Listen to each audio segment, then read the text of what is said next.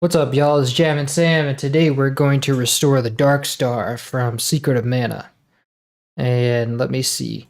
This is it right here. This is the one that plays in some kingdom. I don't know what's the name of it in the latter half of the game. Here's what it sounds like.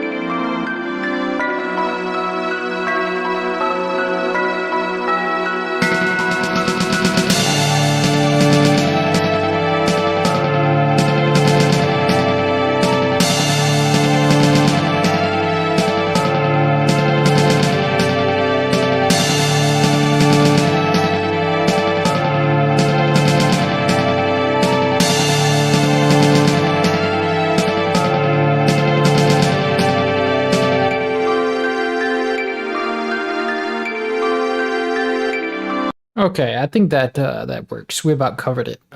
So let's check out this first channel here. Let's see. Just strings. And we have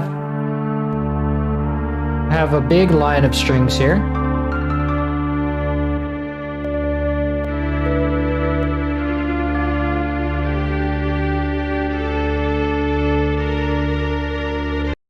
So it goes.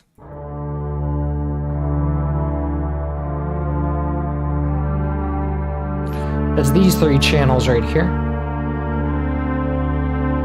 And these should stay strings, I think. They stay strings the whole time? Yes. This one changes. It changes to brass.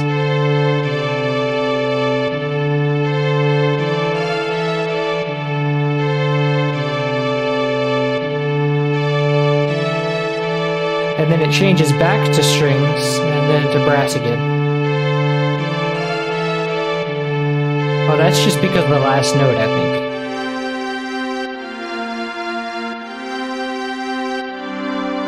And this one becomes strings as well.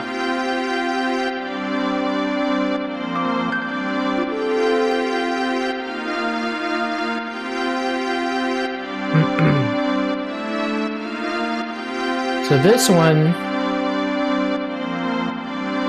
Wait a minute. This one is always strings too. It just doesn't start out.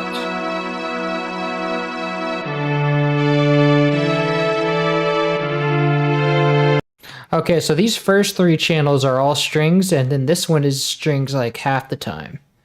So that means we can grab this, and very cinematic. It has a climactic feel to it. I don't know what that means. Let's see. Find first empty, call this strings. And let's see. Let's set our panning first of all. Let's set up our instruments. So we have all these strings, and this one, the first one is 58% to the left. So we set 58L. And then the next one is 50% to the left. So we set the next one to be 50L. And then we have 41% left, so we go 41L. And then once, let me make sure I'm getting the right place. So we have 33% left in the end and still 33% left in the, after that. So we have 33L. And so they're all spread out on the left side pretty much is what we have. A whole string section spread out on the left end. So let's go to this one, copy. And this will already be in channel 1. So paste and then go to the next one. Typo. Oh, typo. Climactic. Oh yeah, I thought that's what you meant. So then we go to the second one, copy. Whoops. Copy and paste. And then to this third one. This third one's also strings, all strings, so.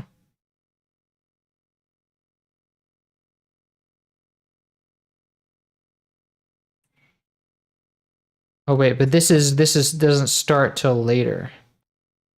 And actually, let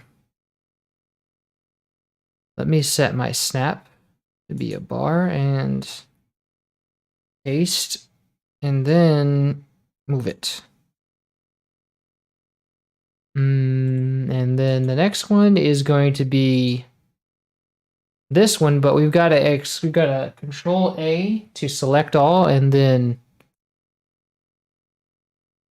hold Control and Shift, and then deselect these because these are the brass, and this last note is brass too. But we can use that for an ending. That works too. So let's copy this.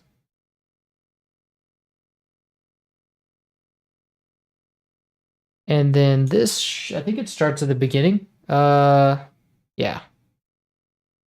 So that's there, and then I want to give this whole thing an ending. So let me see.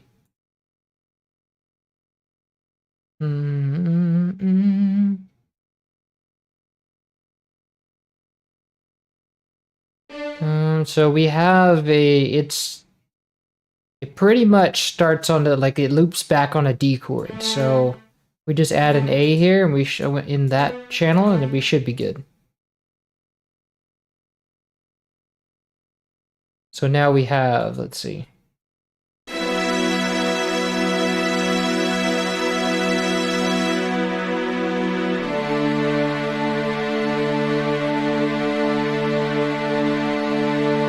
I think about 3 bars of this will do.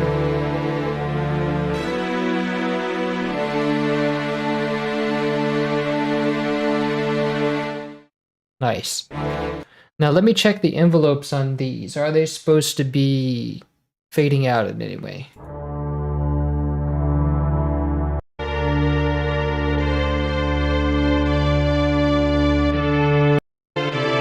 it doesn't look like at any point they're fading out. Oh wait, here we go. Some of these have swells.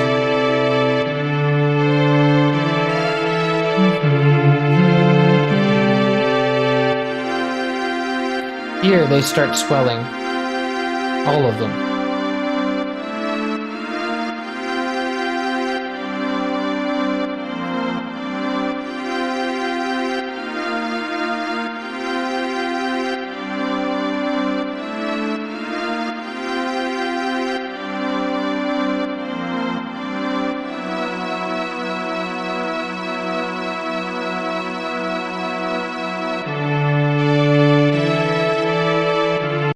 So this note is supposed to last the whole time, right? Because it doesn't stop.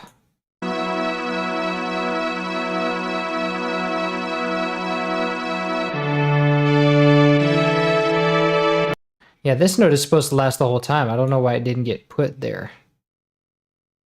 Oh wait, I think I might have misaligned the channel, because this is supposed to come in after a bar.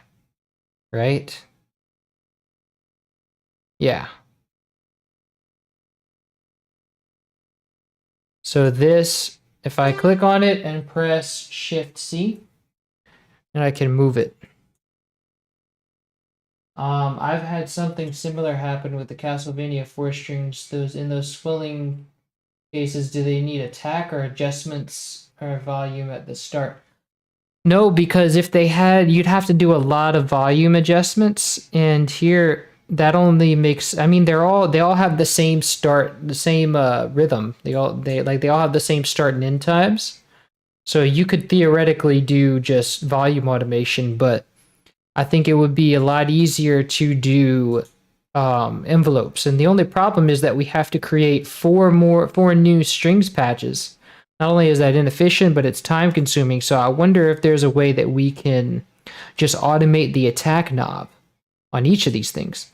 Because we could, what I can do is sort of, I can go, let's see, there should be a knob within contact that is already mapped for that specific purpose. Let's see. They're all called, they're all just called like number whatever. So let's see. Pitch bend, learn MIDI CC. Let's see.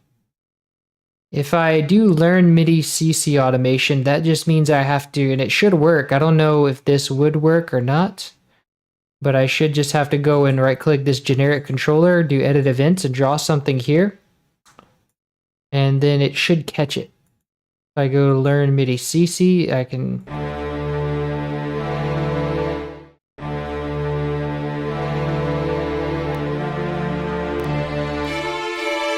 Okay, it is moving. Let me make sure it's working because it might be latching onto another one. Let me just make sure that this like grows.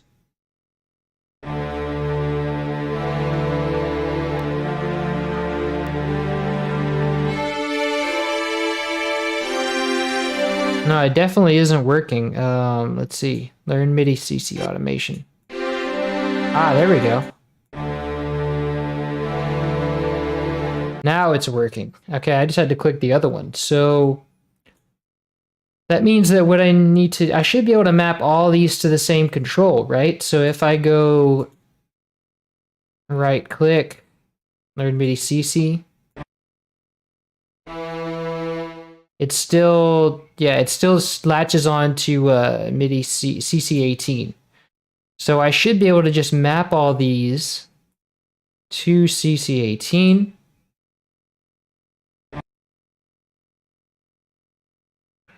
Now, one thing I do want is I want this value here to be in there, but I'll have to map it. It's not going to take it.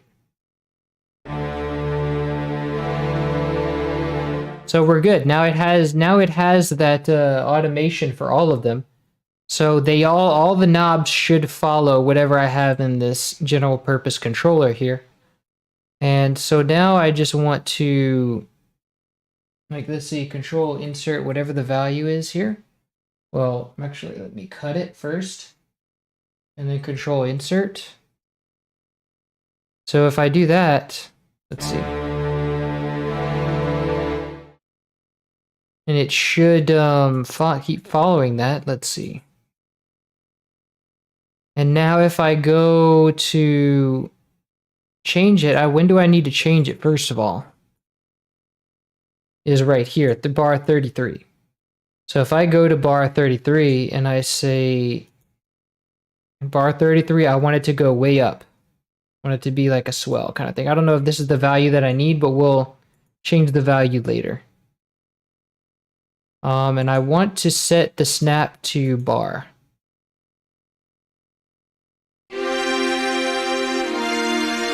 Let's see, it's not changing. Why is that?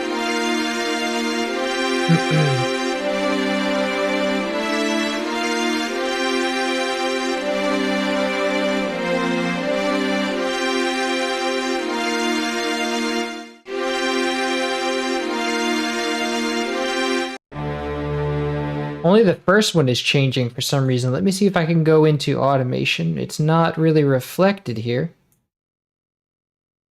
But oh wait, I should be able to just drag this thing to any knob, shouldn't I? So if I can remove this one from each of them and cut this automation.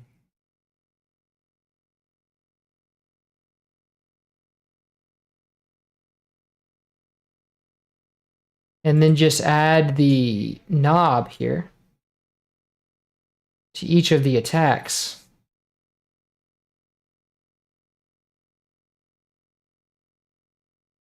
And then it should work.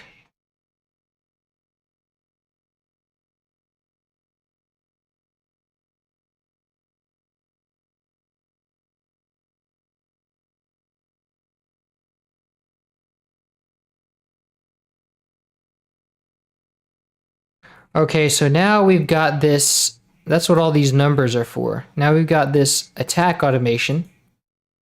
So let me paste the automation that I've done here. Let me see what it starts us off at. So it starts us off pretty high. I want it to be no attack to start off with. Let me see where that is. That should be like down here. I don't want it to be completely 0 because it starts off with that 1. Yes. There we go. That's good. And I need to put the pencil because I don't want it to be like painting all the time. So if I do that and then I have it go to here, one of these strings are not following though. I think it's that high one. Yeah, I forgot to remove the MIDI CC automation.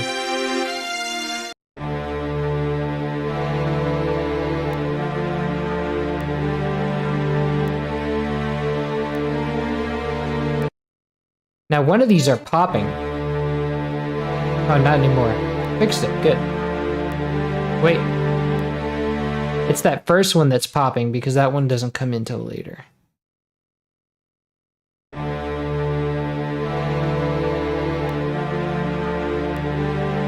Why is which one is popping? This one.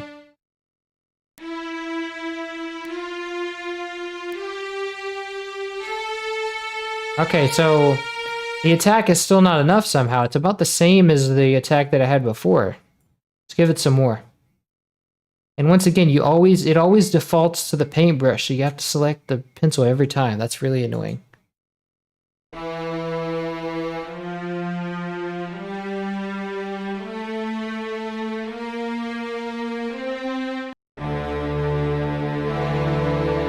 And so now when we get to the swell part, it does.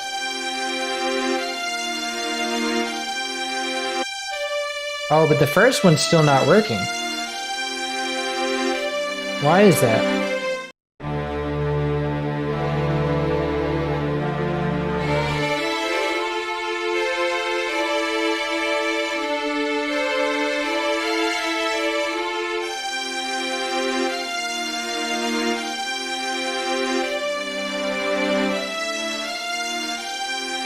That is strange. So this one's just straight up not obeying the attack knob.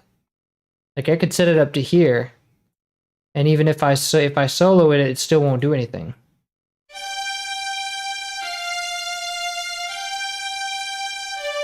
That's really weird.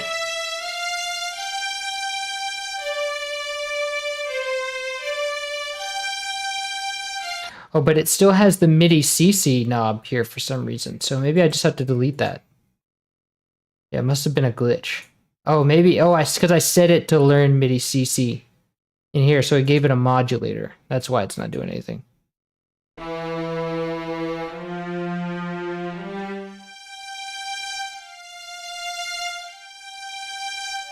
Okay, so that's good.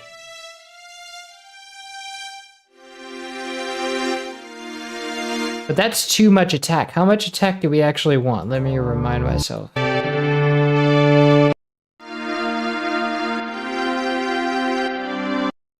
Nice.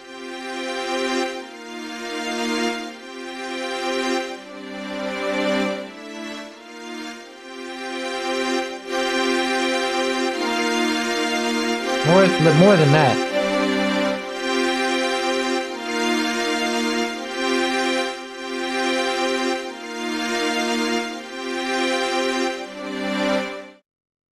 Nice.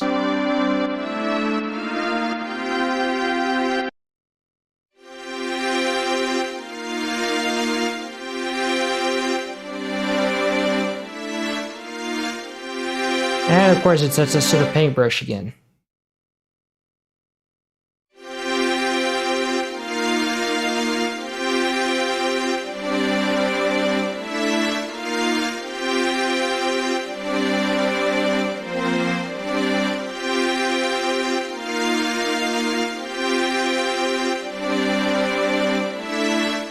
Okay, and that'll won't be so sudden once we add reverb because there's a lot of reverb in this song. So the reverb is going to change this song a lot. And so let's call this mixer track strings.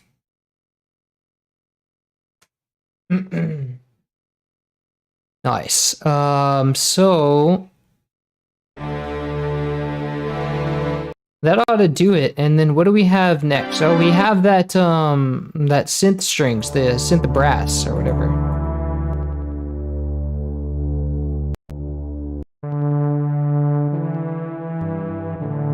And there's two of these, at least.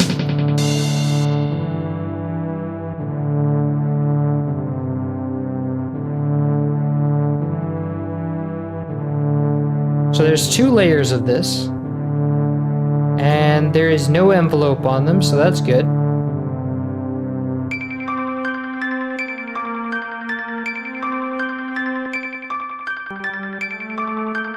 So now we just need to grab these two lines. Let me see, it stops at 33, so. And really, we only need the half of this because it's repeated. It's played 2 times.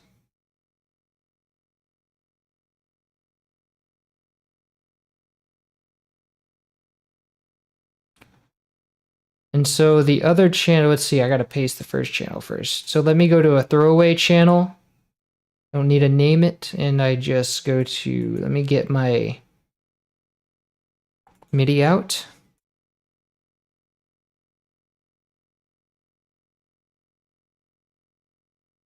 And both the, are the pannings the same? Yeah, they are. So I can put these in the same recording.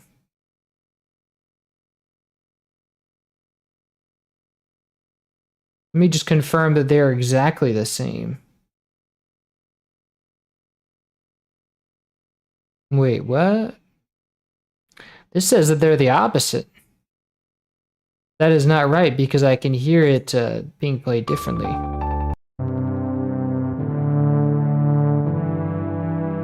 Wait a minute. Oh, I have the wrong channel. So one is 50 and one is 50% right and one is 59% right. So they are slightly different. And that means that I copied the wrong one too. And actually it's even shorter. It's only 4 bars. It's a 4-bar pattern. So let me delete that. And then paste this here.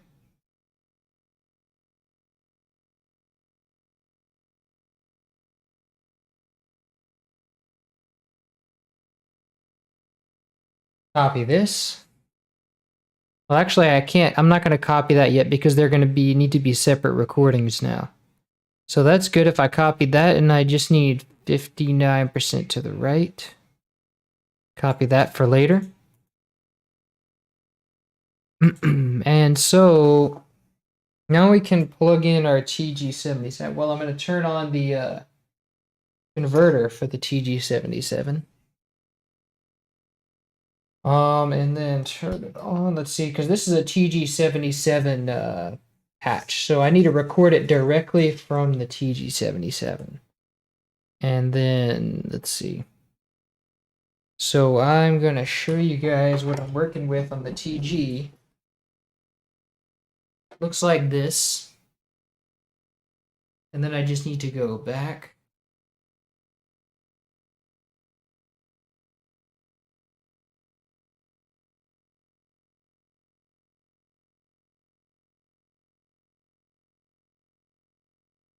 And that's the patch that we want, Brass 1980.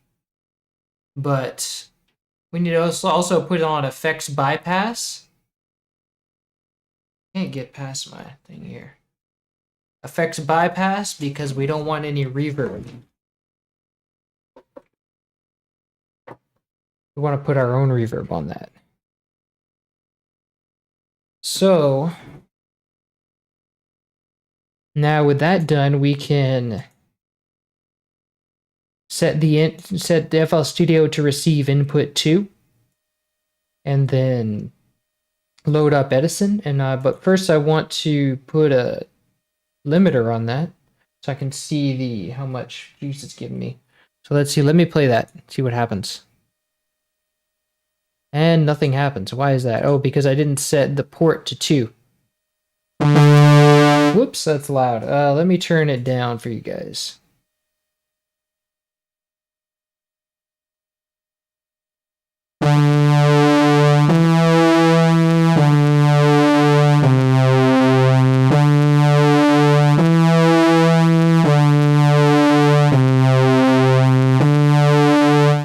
So it's literally just that pattern. That's all. And I'm going to put a dead note here so I can get the tail end of that.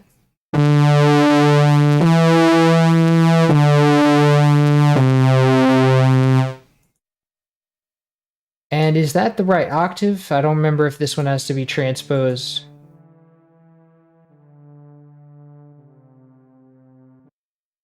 No, that's the right octave. So now I just need to go to Edison and let me make sure that the levels are good. Very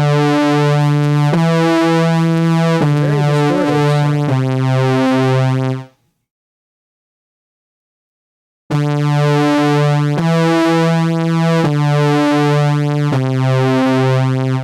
Nice. Okay, so we can record that. Let's go to new. Oh wait, I need to be in 48 to record this. So let's see. Let me save this project as the Dark Star. Oops.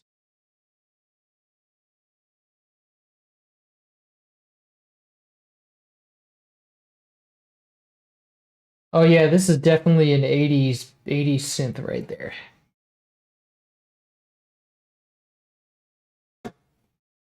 So now now that I've saved my project, I can go and change the sample rate to 48, because you always want to record in 48.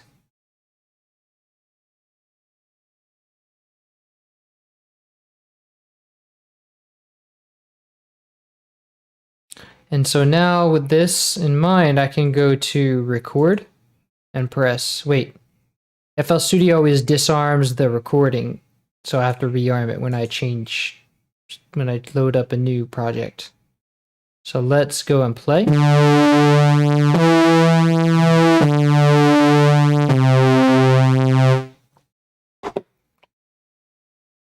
recording and stop playback and then trim it down.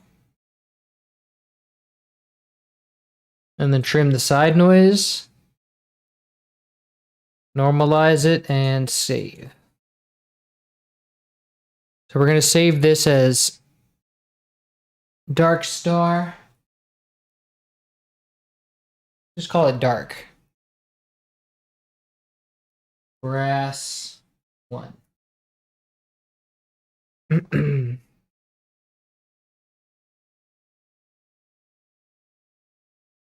Right, and then we're going to delete this and go and copy the second pattern here that is brass. And that's just 2 notes, so we don't need to worry about that.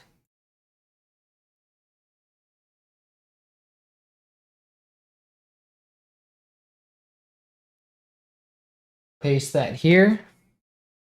And then give it a dead note. And then we can record. Press new recording. Record and play. Nice. Literally just those 2 notes.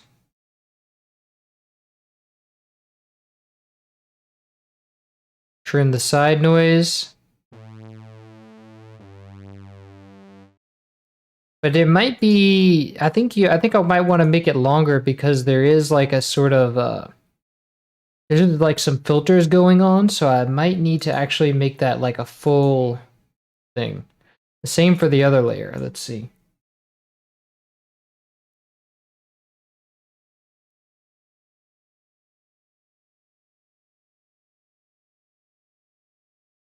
And then a dead node here. Let me try that. Press record and play.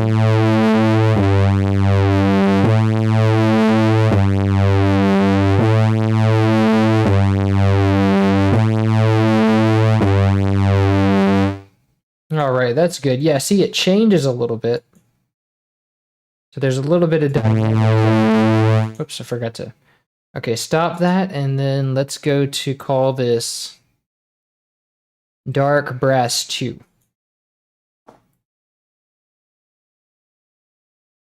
Whoops, I think I saved that wrong. Oh well.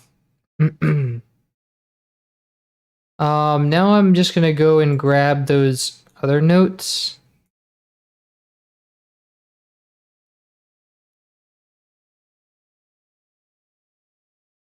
Let's stick with half of this.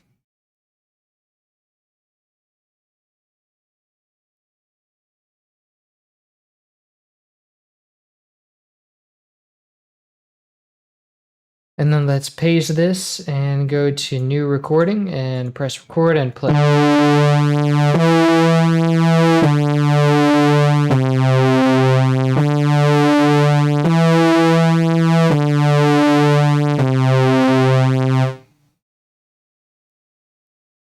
One of my favorites from the game. Great, glad you're here for it.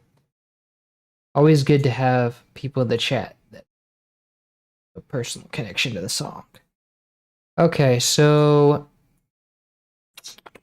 let's see. Let's go to Dark Brass 1 and save over it. Oh, good, I didn't save that wrong.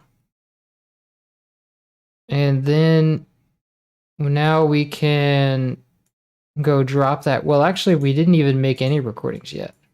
I mean, we didn't drop anything in yet. So we can just drop that in. And then we go to mana. Where is mana? Secret of mana? No. Here we go. Oh, TG77 recordings, Dark Brass 1.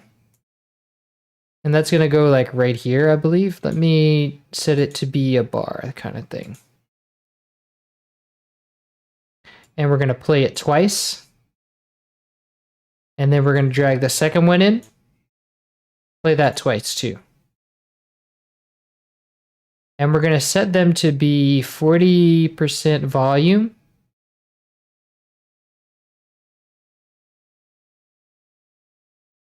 And then I'm going to go and grab the panning associated with those channels. And here we go. That's going to be copy. No, wait, it's this one. Oh, you got to be kidding me. Copy. And then set the filter group to all. And then paste it on the first one. And then go to the second channel. Copy that knob. And paste that there.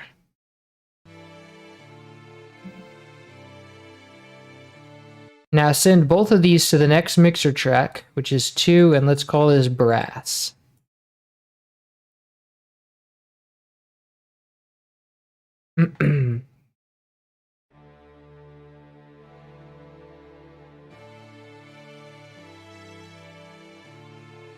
Nice. So now what's next? We've covered that channel. We have our piano.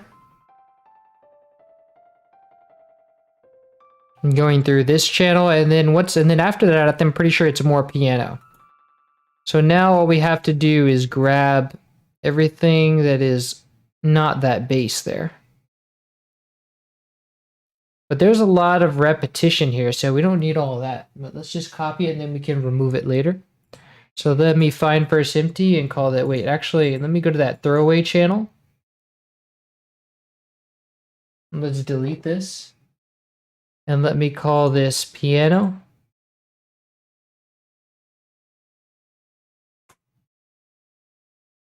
Super late here in Europe, so unfortunately, I'll have to leave again, but I'll be looking forward to the result. All right, I got to do this earlier for the European people. But yeah, glad you could pop in. And let's see. So we're going to be sending the piano to channel 5. Paste. And is it already to channel 5? Oh, wow. Yeah, well picked. But it's got to go up an octave, so control up. And I forgot I can actually raise the volume here because we're done recording.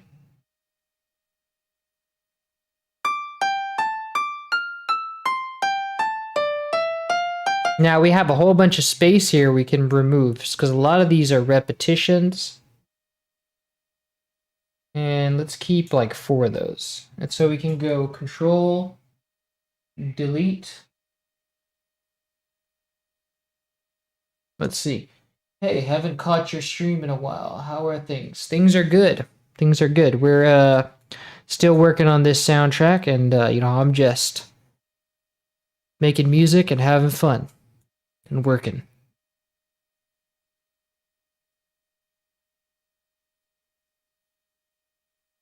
And so we have this piano here. Let me put the piano on top. And then this.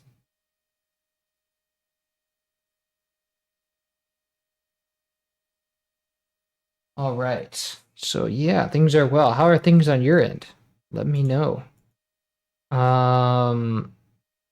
Let's see. At this last bar here, we changed to the other part. I think the last time I watched your stream, you were working on the DKC3. Oh, that was a long time ago. Welcome back. Yeah, that was like, that must have been like 2 years ago, I think. Something like that. Maybe, probably 2 years ago. But glad you could make it back again. So, this is our piano. Let's see. Granted, without reverb, but reverb is coming soon. So let's send it. Now what we have to do is send this to a unique mixer track from within Contact. So let's create separate master output channel and send this to plugin out 3 and 4 because it's stereo. And let's send this to +2, so that'll send it to track 3. Let's call this piano. December. I was doing DK3 in December. Oh, study. Oh wait. Studies are progressing steadily, and I hope to be finished with the university by December. All right, nice. What is your studies? What are you studying? So that's good. So now all we have to do is wait. We have to move. Yeah, we got the other thing is synth brass in that section. So we have some flute next. Very quiet flute.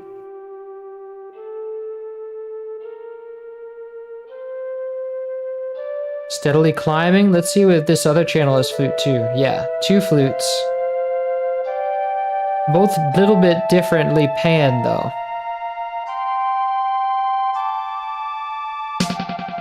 And then one turns into snares, but one stays the flute. Space engineer. Ooh, that's exciting. Nice.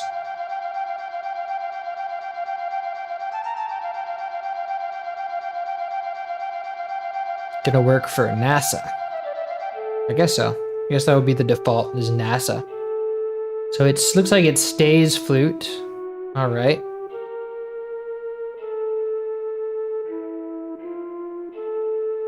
So this is all flute, and I think it does have a vibrato, so we will need to use a channel for this, or a pattern for this.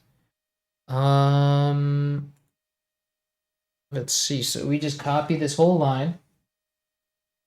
No, I want to be. Ooh, NASA doesn't pay people well. That's shocking. They have all the money in the world. You think they would actually pay people well? But then again, nobody in America does that, do they? Um. All right. So it looks like I. Yeah, I'll just copy this whole pattern because one of the notes are different. And actually, I've already copied it. So let's see. There's like 0 chances of social mobility when you work for the state here in Sweden. Oh, really? Did not know that. So what's the plan instead? I'm curious. To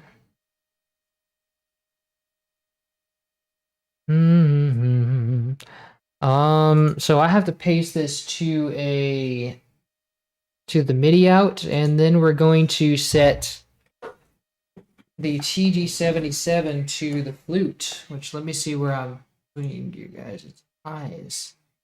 So we have to go and shift all the way back to the flute wind section. There we go. And wind flute, WN flute. All right. So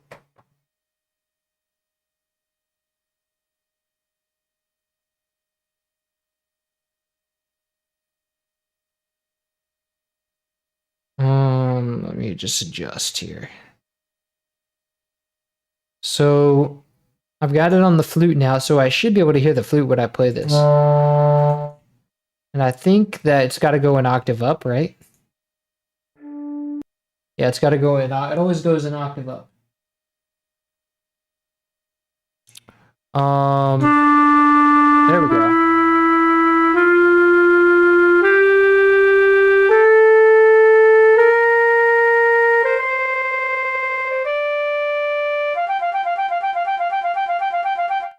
Okay, so that's cool. Now we just have to record that. So let me go to Edison, and this is going to be loud, so I should probably turn it down again. So you turn it way down to at least negative 20 dB. So I'm gonna press record. Wait, no, I have to set the levels first. Do. My friends work at a space center for 4 years and they haven't had a wage increase even once. Oh, no. My plan is to get into the industry for 10 years and then get my dream job working on rockets. Ah, so you have to work for 10 years at the same wage, and then you get to work on the good stuff. Gotcha. Nice. That sounds like a solid plan. That's really cool. So let's see. I need to if I play, I probably gotta turn it up because the brass is considerably more powerful than the flute. But it's not showing me. Oh, I didn't even set I'm in the strings actually. Wait, why did I put an Edison on here too? Crazy. Let's see. Let me raise the volume.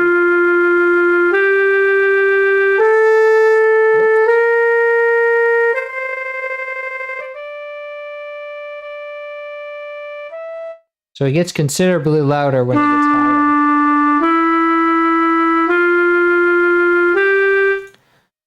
Okay, so that should be good. Now we just go to new and press record and then let it go.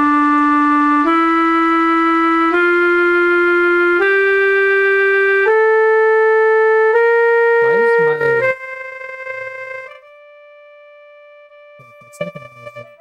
something?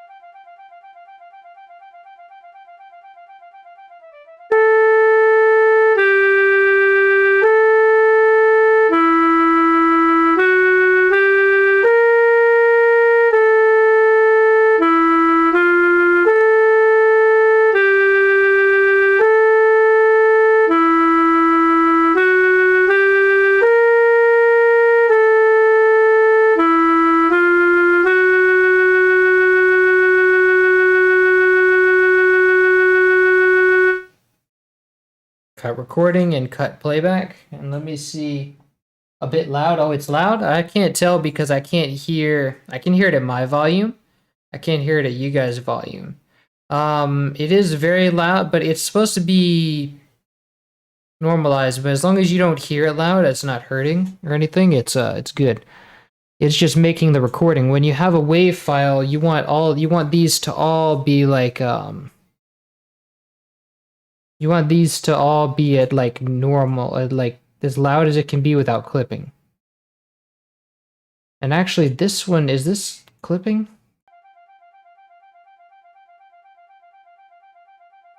No, that sounds good. Just kind of looks like it's clipping when you zoom out the whole way.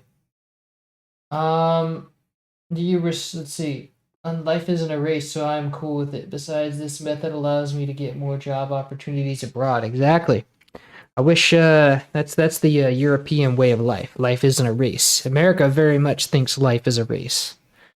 I know that all too well. Let's see. Do you want to do you restore songs by ear? I do restore songs by ear. Mostly. I mostly try to stick to this MIDI that's like straight recorded from the programming of the game. It's crudely converted from the programming of the game to MIDI. So it has some inaccuracies sometimes, but for the most part it's good. It's hard to find where there are changes, but that's okay. So I try not to use my ear unless it's necessary, but as far as the timbre goes, I just use my ear. As far as the notes go, I use the game. If that makes sense. Hi, welcome. Welcome to the stream. So we have our flute recording made. Now I just have to save it. And I'm going to save it to Mana TG77 recording. Let's go dark _ flute 1.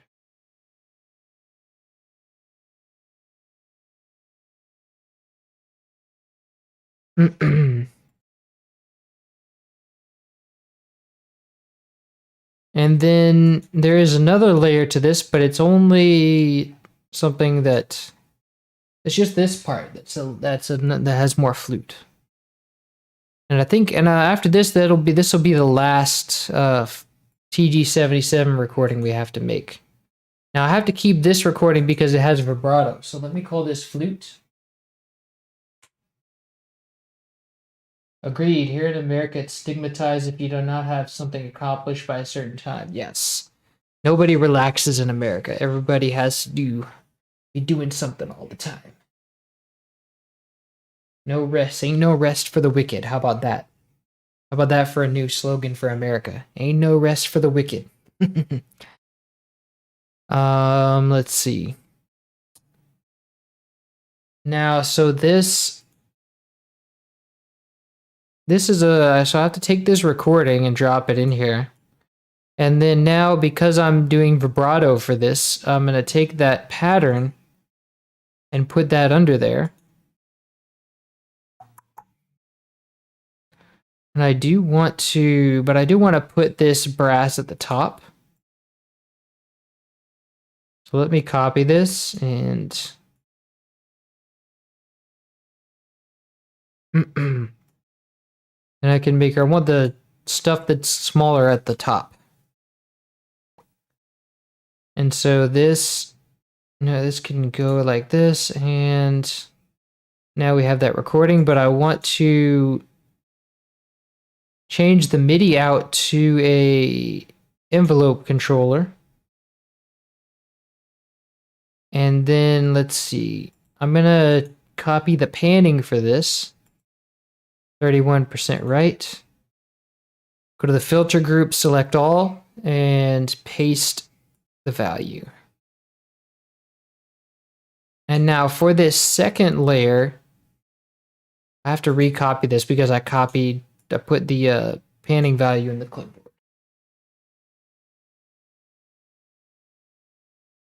Let's see, especially promotions and stuff. It's not like I'm being ignorant. No, you're thinking about it pretty well. It's yeah, most people don't put that much thought in it. I wouldn't put that much thought in it. I'd just be like, hey, I do whatever I have to do work, and whatever happens, happens.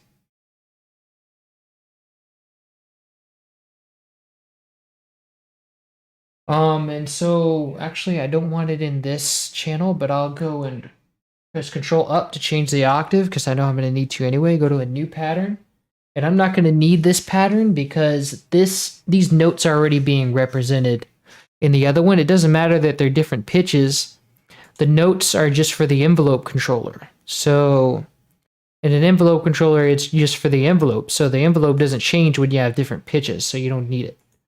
But what I do need is a MIDI out because I turned the other one into an envelope controller. Let me cut this and paste it to the MIDI controller. And now I just need to set this to port. Oh, it's already at port 2. Why does it switches to port 2 by default, I guess, now. So let me go to Edison and press new recording and then record this. Put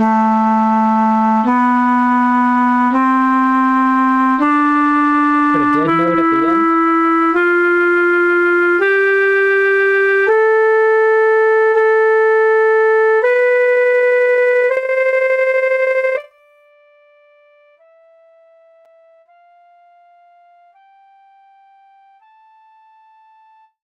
Okay, so that's good. Now we can stop playback and cut the recording and trim the side noise and save as Dark Flute 2.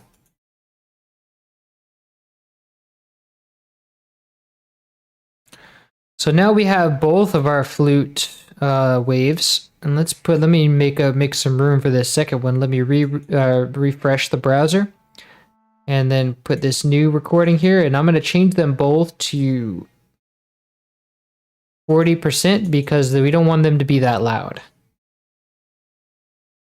And now we can, actually I have to go grab my panning for the second one.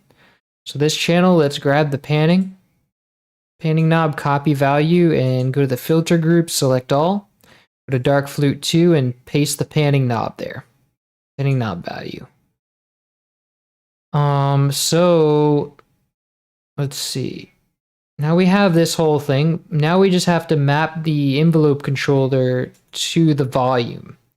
So what I want to do now is go to and actually I'm going to have to set the volume knob, the volume multiplier to be 40% because the main volume, the regular volume knob is going to be replaced with the envelope controller, which means that it's going to go all the way to maximum. So now what I have to do is right click and press link to controller. No, wait, we don't want the volume knob. We're just doing vibrato. So never mind. That was wrong. So we can undo that. Now I just have to set the envelope controller to be articulator 1 and link it to the pitch. So I do that for both of these flutes. And do not remove conflicts. So now, if I go to the envelope controller, I select LFO.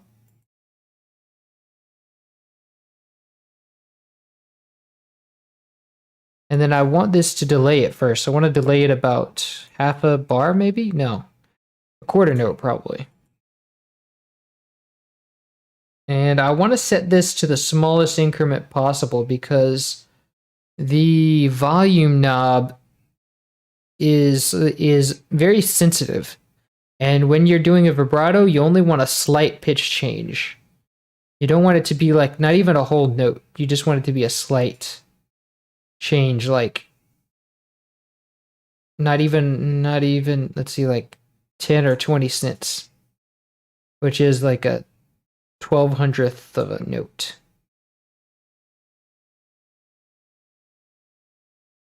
Or a 120th of a note or something like that.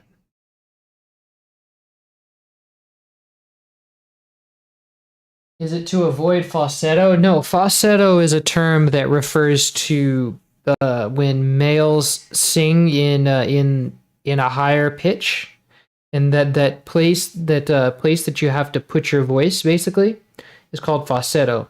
This has nothing to do with that. This is so that the pitch knob doesn't go too much, because if we put this too much, when you play this track, you're gonna hear it. Let me raise the volume on this so you can hear. When you would hear this. So it's basically way too much pitch, way too big of a range. Now if we turn it down... Oh wait, that's because it's doing the envelope too. That's why it's so crazy. So even if we did like a big sweep like this, we would get... Oh wait, I have to do sustain here. So that's a huge pitch warble. Now if we put it down to here, we get... I can solo that for...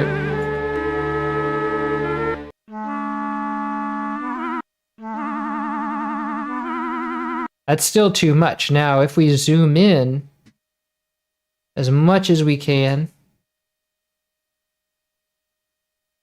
and then we put it down even smaller, as small as we can, that is what's...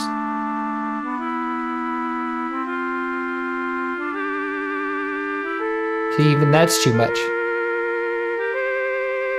I think it just needs to be slower, really.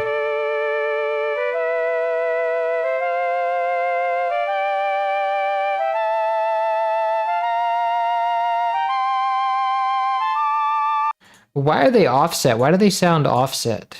Hold on. Sounds like the two notes are a different time. Oh, because I forgot to trim the side noise. So now there's silence at the beginning. So let me save that over. Which one is this? This is flute 1. Yeah, flute 1. So let me save this over again. And then I'm going to right click this and go to reload. Now it shouldn't have anything in it. So.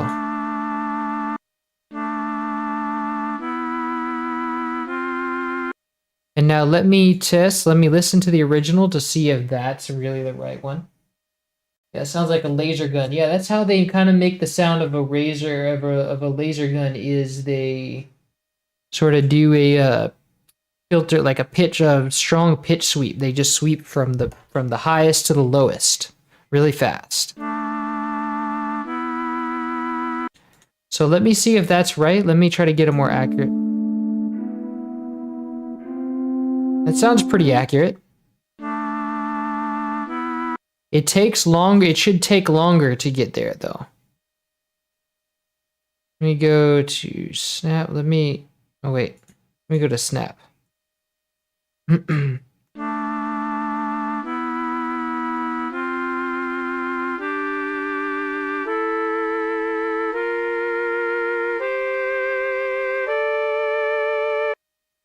That's good. Let me check that.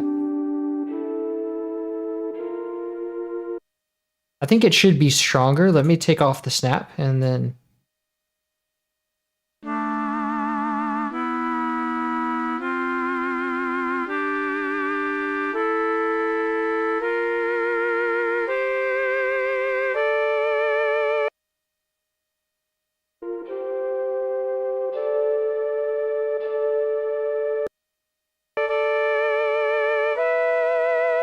The speed is good. I think it just needs to be a little bit weaker, maybe.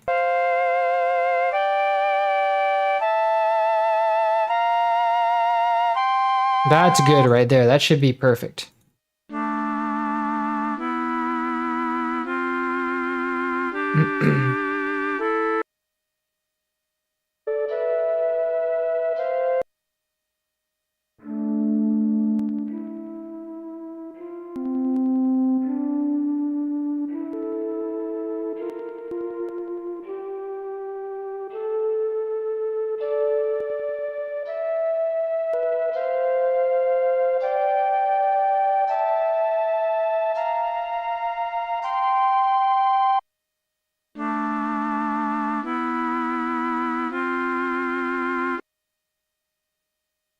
Sounds good. Maybe a little bit too strong.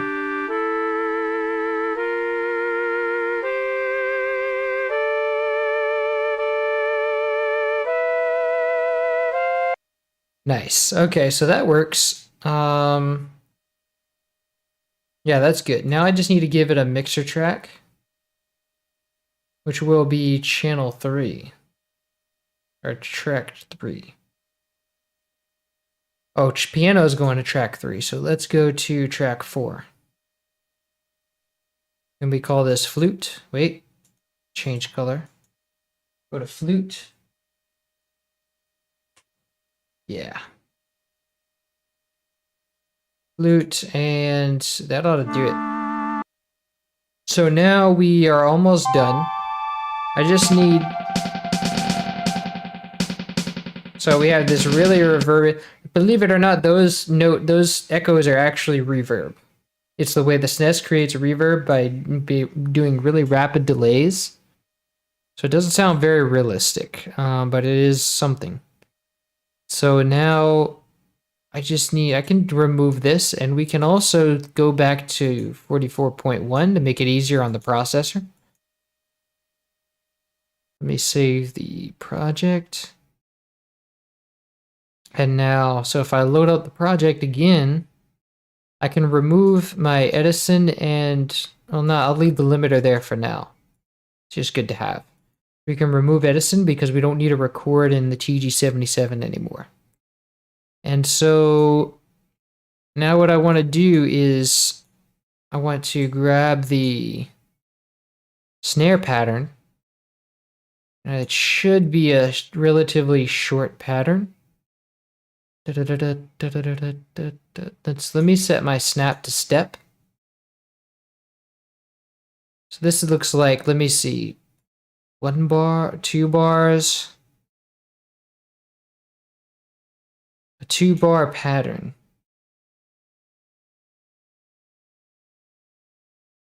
Cool, 2-bar pattern. So let's copy that. Wow, but it is pretty clever for such a primitive console. Yeah, I mean the vibrato is yeah, vibrato is pretty. I don't know if you're talking about the vibrato or what. Yeah, having vibrato is. Oh, you mean the the reverb? Yeah, it is clever. It's like a yeah, it's like they did what they could. They really made a lot of expression with the little. They gave them a lot of great tools for this thing. So now the snare is here. I think this is. I'm working off. There's like 4 different snare menus, and so I think that's. Let me see which one had the one that I needed. And what is it? Why is this not? It's part 1. Okay. Also need this to have no reverb.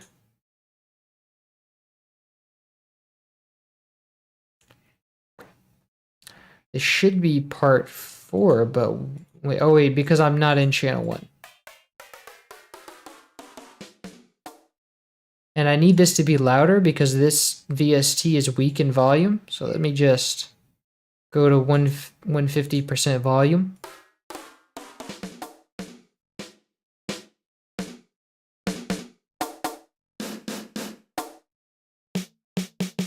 I think this was the one.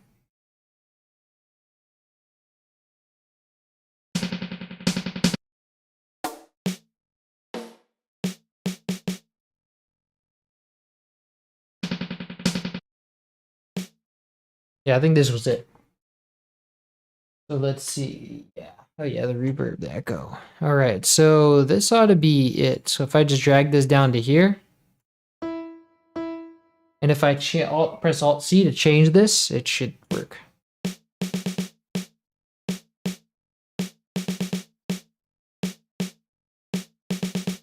Nice. So now I just need to give this some room. Let me insert a mixer track here and paste this here. I think it goes all the way for this.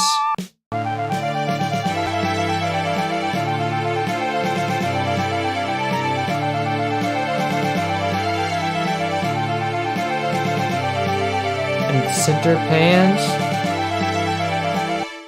Now there's some notes over here. What is this? Is this still a snare? Let's see. Let me see what the patch change log says, because it does. If it doesn't change, then it's still a snare. Yes, it is.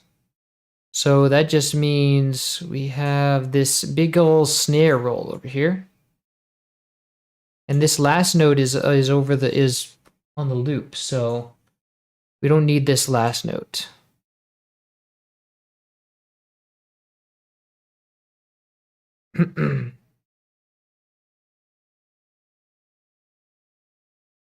So let me hear what that sounds like, that last note.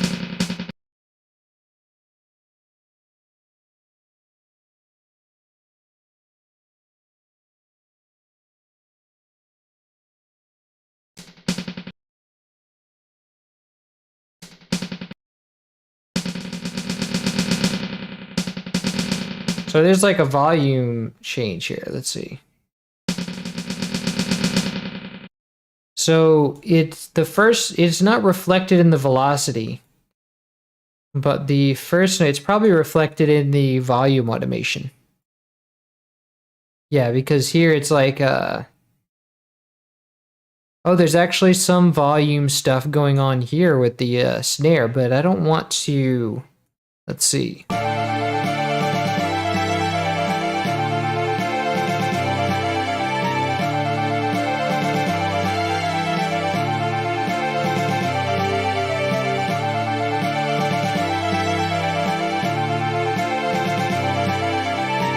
I think I just want to use velocity for that, because it's not like a note is changing. It's just different notes. But this, though, I do kind of, it's a little more fluid, so I do want to reflect that. So I'm going to paste this at the end. So let me just Control I to insert this volume that's already here. And then after bar 2, I'm going to select bar 3 and then paste what I have there. So that's the volume, and then I need to grab the notes again.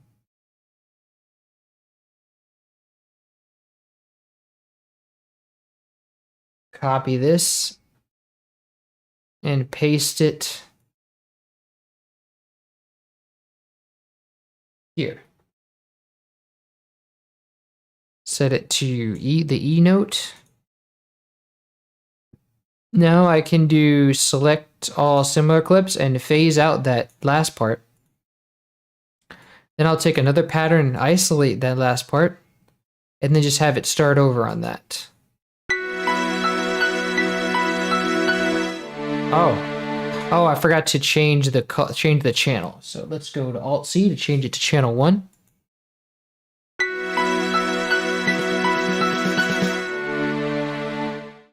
And I can put another note there to end. There we go.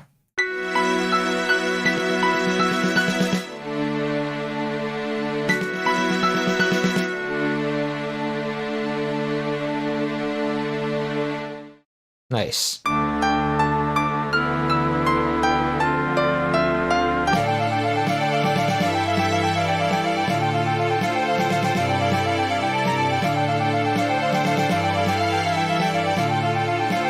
Now let me make a new mixer track for this, call it snare. And then let's see what else. That's really it for that channel at least. I think there's an intro here too. This should be a snare roll. Yeah, because you see how but it's a little bit of a different roll. It doesn't have that push to start out.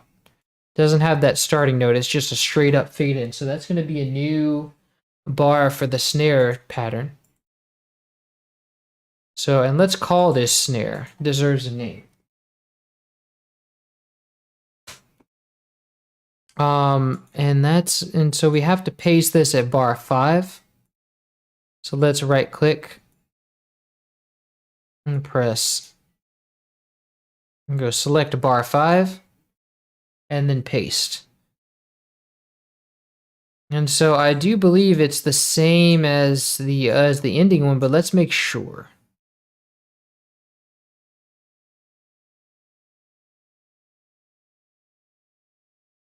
Yes, it is. But we're here anyway, so let's just copy it.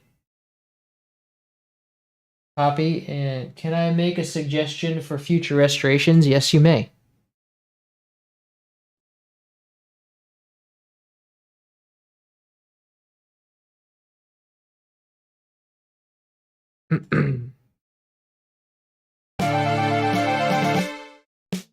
Oh, but this I need to bring back down to E note.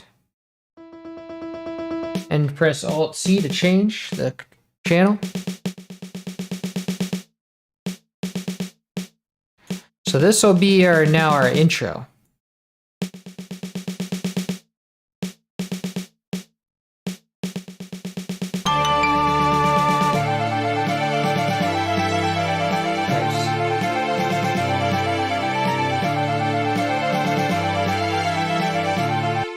Can you restore the Yoshi's Island soundtrack? It's one of my faves. Actually, Xavier should be in the chat, and he's already doing that one. And that one is he's sent them to me, and I've like approved them. So that one's pretty much me approved. But I haven't really been doing that one because I've just been helping him with his.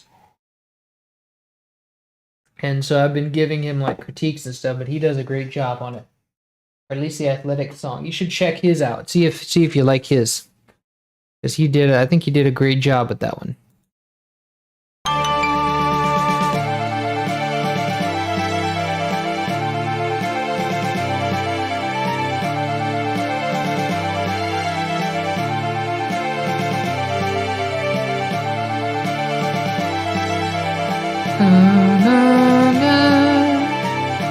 You know, this reminds me of what's that song? Like what's that Red Hot Chili Peppers song? California, because it has that tune in the strings, right?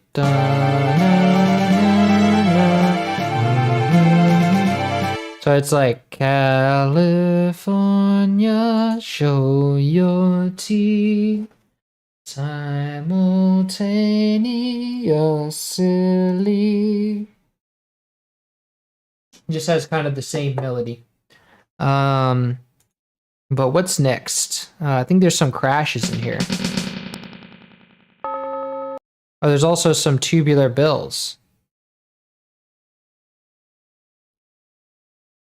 If I'm not mistaken.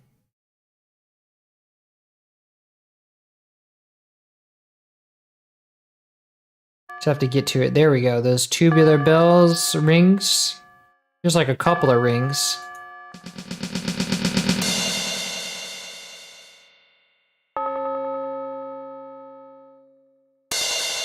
So it's a bell ring and then a crash. So we have two different notes of bells ringing here. We have a D and a D5 and a B5. So really we just need a pattern with that, and then we can do the rest of the playlist. Let's see. Let's call this bells.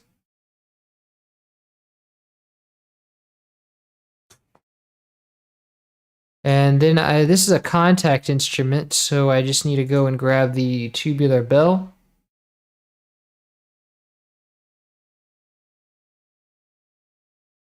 That's going to be at channel 6, so I go and paste this at B5, but I change the channel to 6.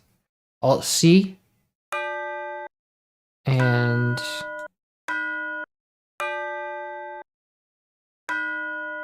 is this really like... It's actually lower. What's happening here? It's going down. Why?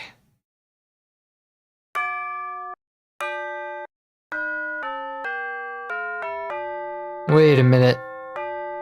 Tubular bells have always been pitched kind of weird because... Oh, because there's more of a bass in here.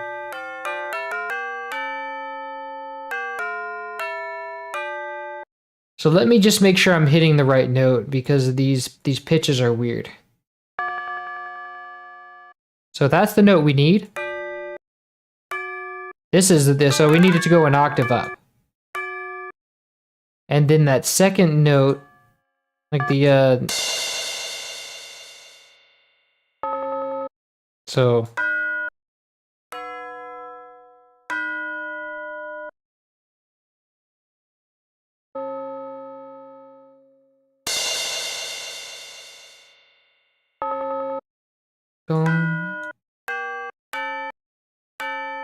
I think that's an A, actually. What does it say on the note? It actually says C sharp, which is entirely incorrect, because that would be C sharp. I think it's an A.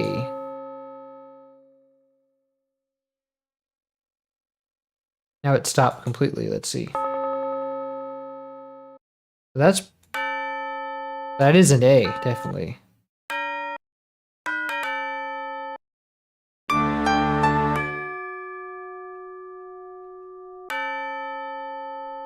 And I definitely want this note to ring out even if the note stops. So let me set the release to be like maximum. Like it takes forever. Like it rings out the entire sample. I just want to make sure that this note doesn't have, oh, it does have a loop, so I just need to be careful with that because it's going to go for the loop forever. Let me just do it to 4 seconds.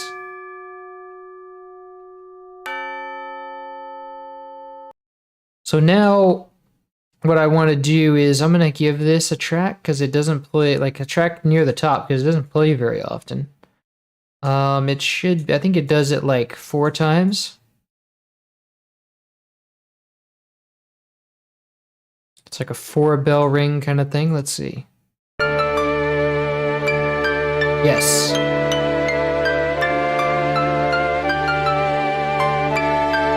But I can barely hear it, so let me raise the volume up.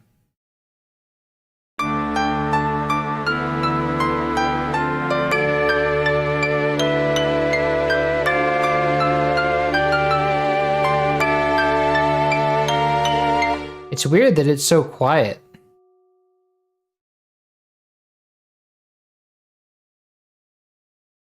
So I'll just raise the volume then. There we go.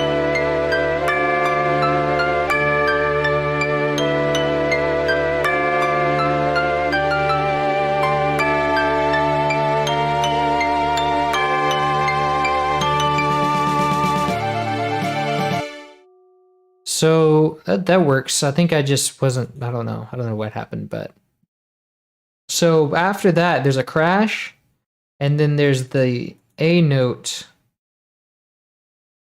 every 2 bars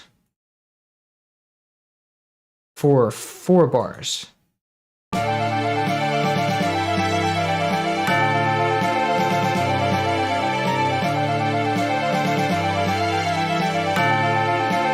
And I just want to make sure because that note does sound a little out of place.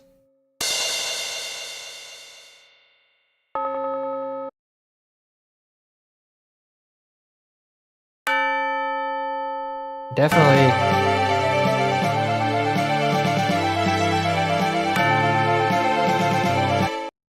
So now we have a crash that I want to work on. That's good. Crash is right here, and I have it all mapped out. But I don't need any attack on this.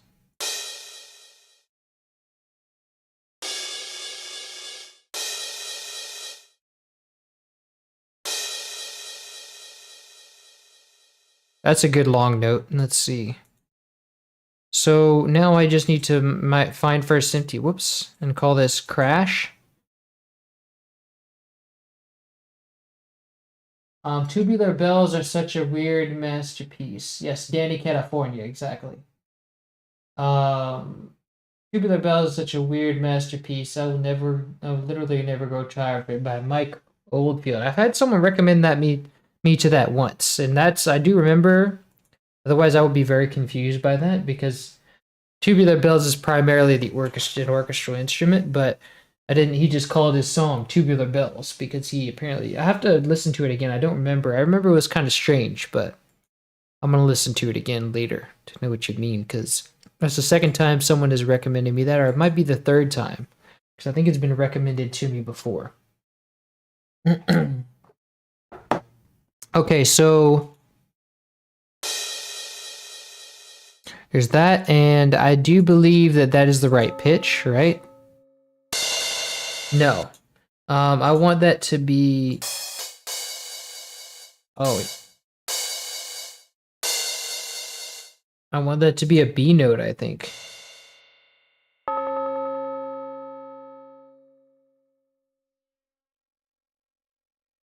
Oops, there's no more notes.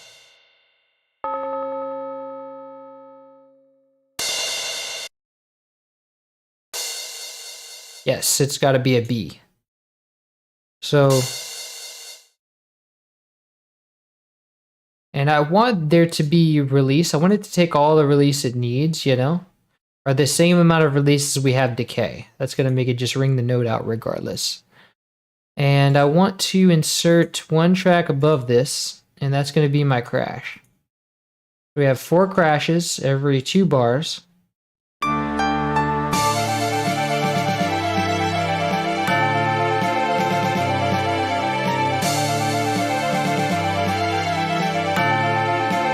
But I think the volume dips too fast. It has too much of a curve on it. So let me just take that out. It's not enough of a curve now.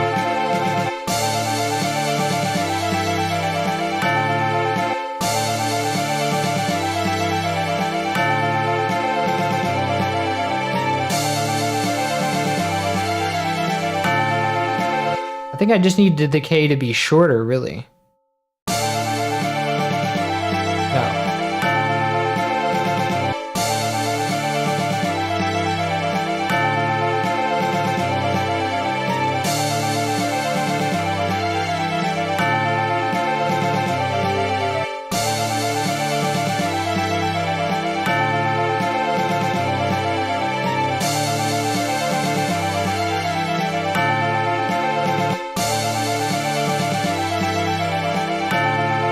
I think that works. Let me check it against the original.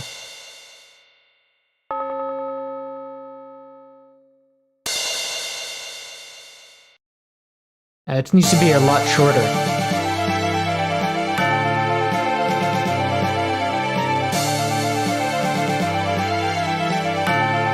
And maybe less of a thing too.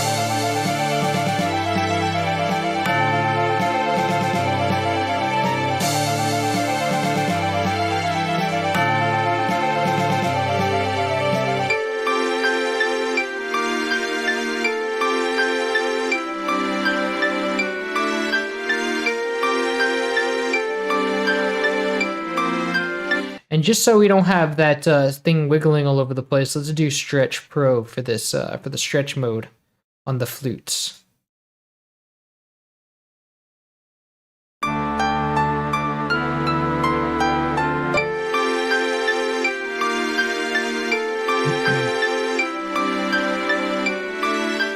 Let's see. It's a pretty famous song. I don't want to spoil it, but you definitely have heard it before if you like horror films. I actually don't watch many horror films. I mostly do thrillers. I mostly stick to psychological thrillers and stuff like that. It played on the London Olympics opening ceremony. Wow, that's quite a spread to have it on horror movies and the London and the Olympics. Wow, that's interesting. Must be a very interesting piece. So it sounds like, oh look, I have a little thing at the end of here. At the end of this, this will be the last thing we need for this song. Let's see what it is.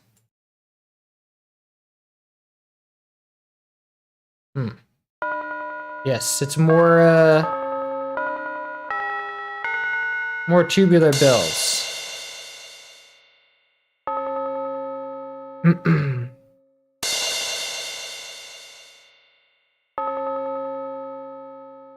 Oh wow, so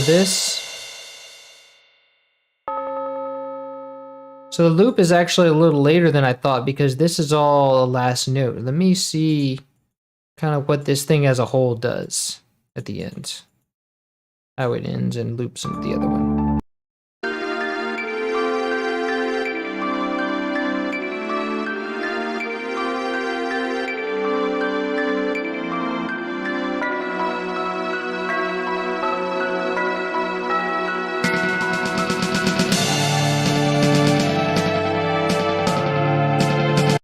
Oh, it does, actually it just, okay, wait a minute. That's why I thought this was a B, because it starts with the crash and it ends with the bell. And the bell is actually lower in pitch than the first bell. So that makes sense why I was having problems with the pitch. But this starts with a bell, actually. Wait a minute. No, it doesn't. It starts with the crash. That's the crash, not another bell.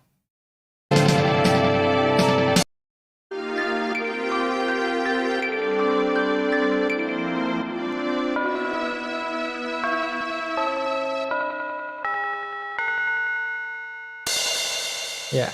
I thought that was another bell note at the end, but that's actually just the crash. So it does loop right there. And the bells, that means I need to add more onto the bells. Paste.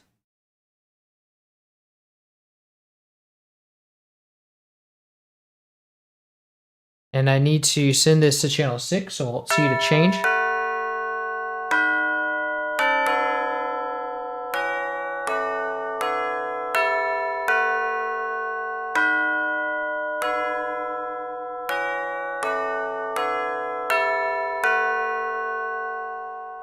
And let me check the octaves on that. Let's see.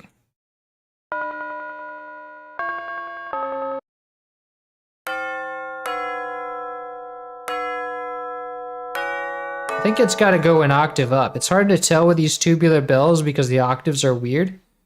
Like there's a lot of it's hard to tell where the fundamental is.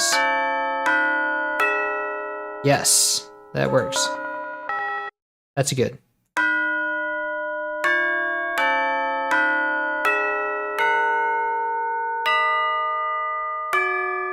But this note is not irrelevant. That's a crash note.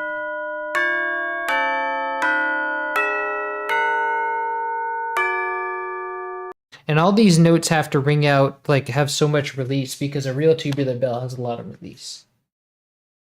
I have a fever and the only prescription is more tubular bells. Nice. All right, so that'll be the last thing we do. Let's put this into the tubular bells track.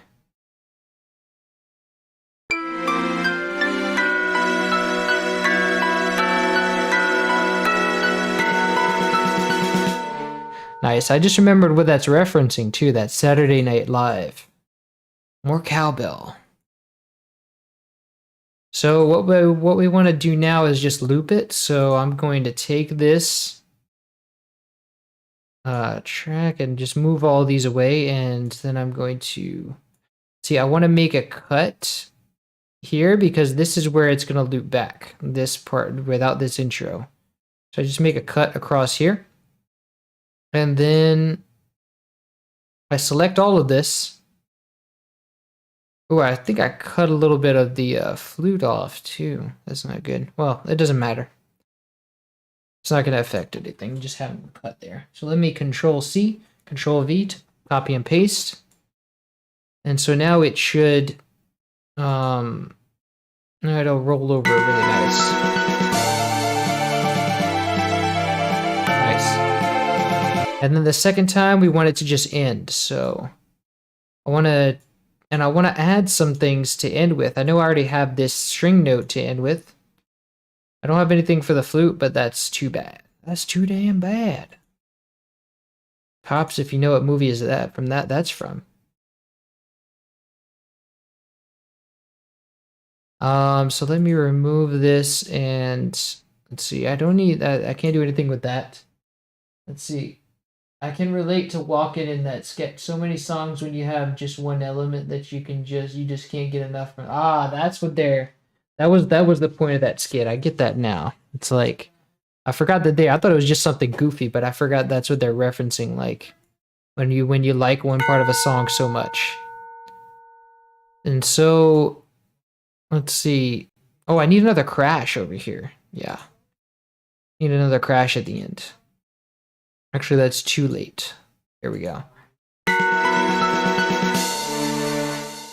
And I want to end this on a bell note too. I think it would be really nice to end this on a low bell.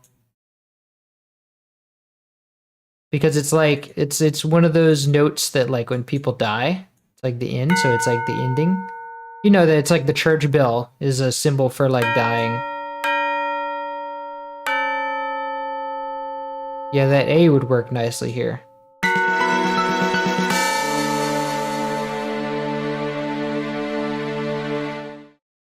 Nice.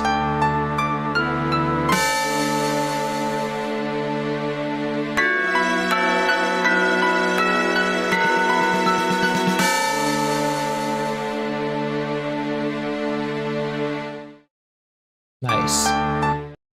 Okay, so the only thing I want now is I want that fade out at the end. And I also want to remove that attack in the ending. So let me go to the contact attack that I made here, and let me turn it back down whenever it gets that final note.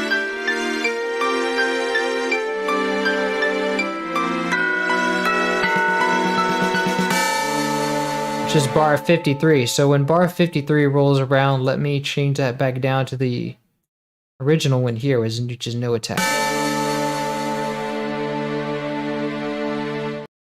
But now let me also, I'm gonna do this across the whole contact channel, because it doesn't matter that we're fading out everything. It's the end of the song, so everything fades out, obviously.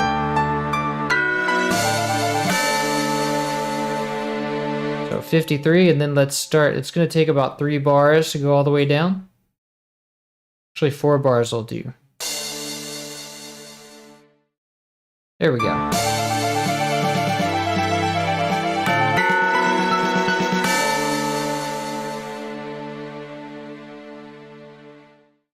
Nice. Okay, so, and I want to extend that tubular bells note for like the whole 4 bars.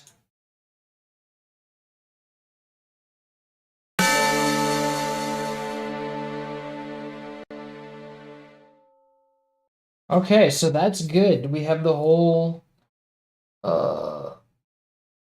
yeah, we have the whole arrangement. Now we just need to mix it.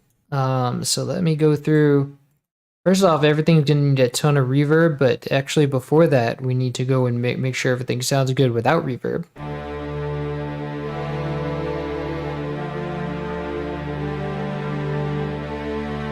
Let's give this a little chorus.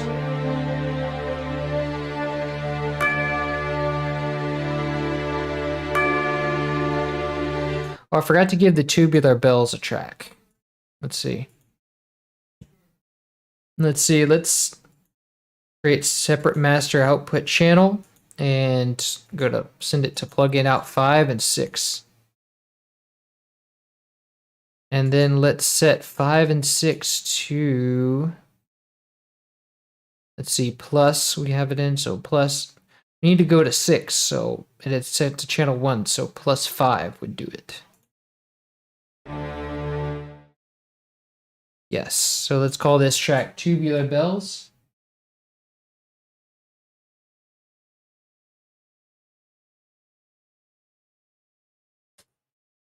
Sounds somber yet intense. Yes, it's a very somber track that has a lot of grit. So anyway, I also forgot to set the panning for that for this bell, which is 58% left. So we go to contact and 58, 55 is good enough. And the crash is gonna be whoops. Oh. What is going on? This is stupid. Oh, because I have a piano roll thing opened.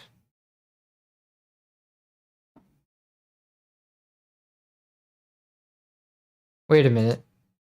It's showing center for both of those.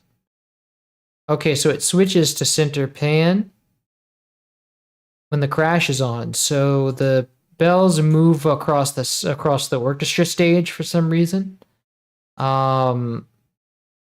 And so now that means I have to go to contact and assign a knob to the panning. And then I'm going to go to generators, contact, and find the one that says pan, and then go and open it up, edit events, and Control I to paste what we already have. That's the 58L. And then we go, once it gets to the, no wait, not here. I don't want to paste that here. I want it to go into the bells pattern, and then we can paste that here. And then that means that during this A, which is bar 3, then I want it to be center panned, which should be like a 50% thing. 50% right here. And then what is the panning like in the end? What do I need? Wow, that is annoying. What is that all about? It's ridiculous. So during this moment, it's centered. So that means the whole thing is just centered right there. That means this part's centered too, so we don't have to worry about that. So now back to the strings. We have some chorus on it, and that sounds really nice. Let's see. Let me get a little bit of saturation on it too.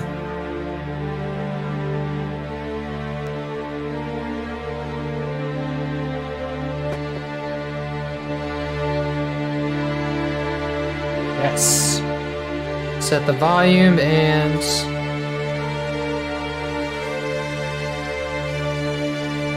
I want to EQ this a bit because there's certain areas. This part needs more stuff.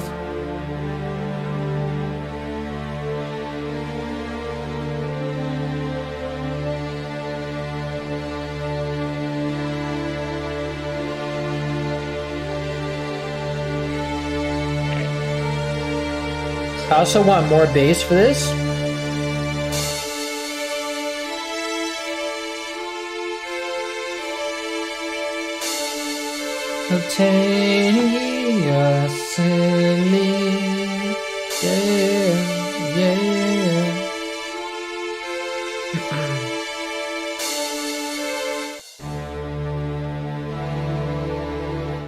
We don't have a dedicated bass in this track, so I really want to boost those bass strings.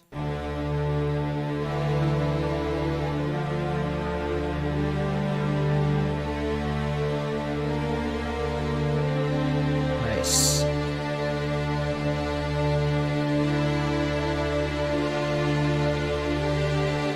Beautiful. Those strings sound really crisp now.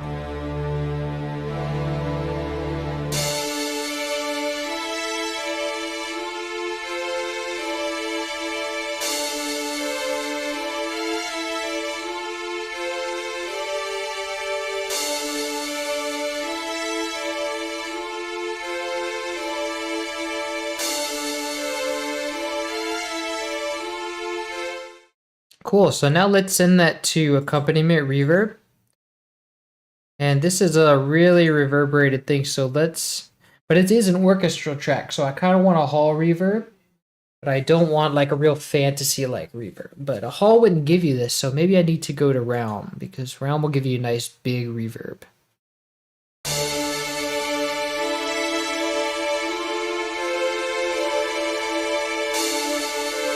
Let's just leave it on default for now because I think we do want that.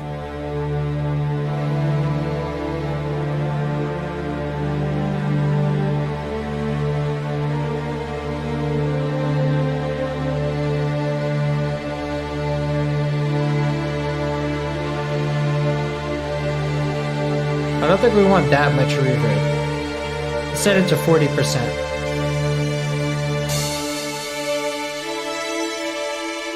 And the crash needs a mixer track too.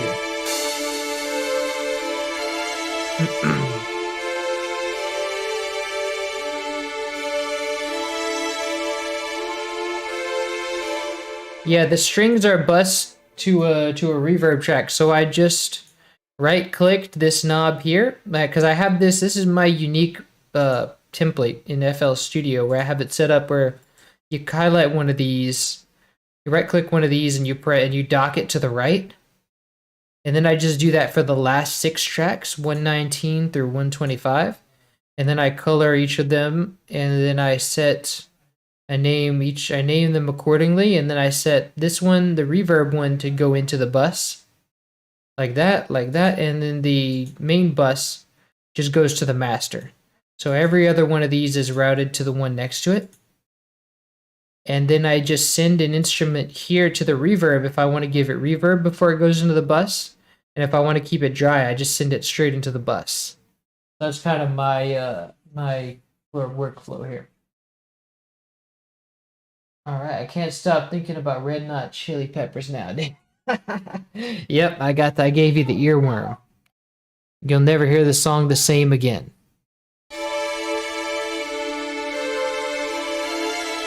So that should be the right vibe. I think it might be slower.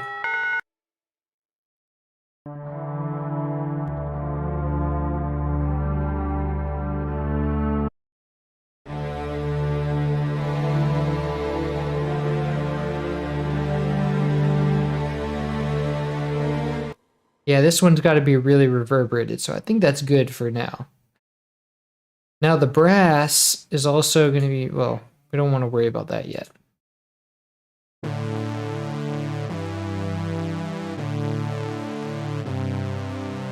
Now this one needs some chorus for sure. This is a proper synth. Let's give it a slow chorus, but I also don't want it to be super strong. I do want it to be brighter though. There we go. And saturated. And let's set the volume.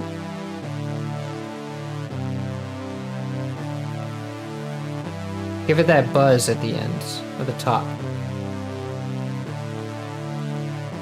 Nice.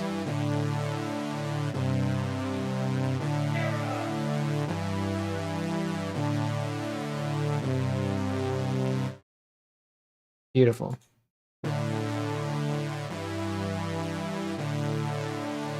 Just to take out the little bit of the bass.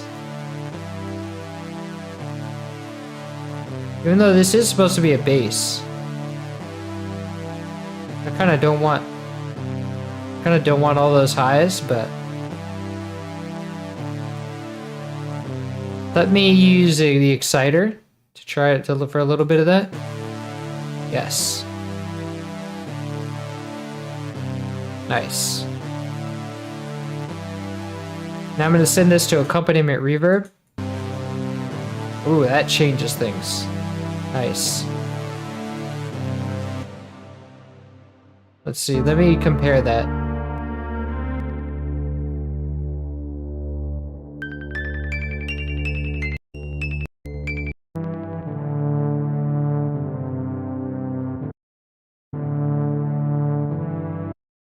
Nice. That works. Now the piano, I want to send to a lead reverb, I guess. And I'm going to change this to realm as well.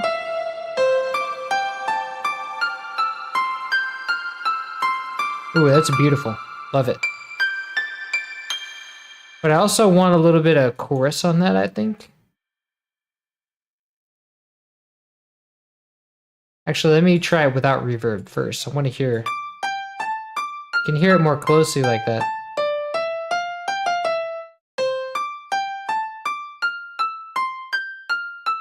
Let me saturate it a bit. Nice.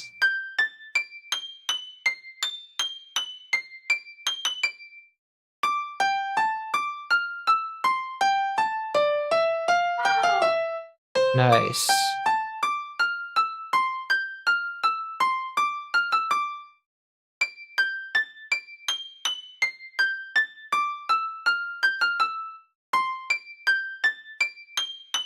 That's pretty good. I like that. So let me give it now the reverb, and then now it should sound great. Reverb makes everything sound great. There we go.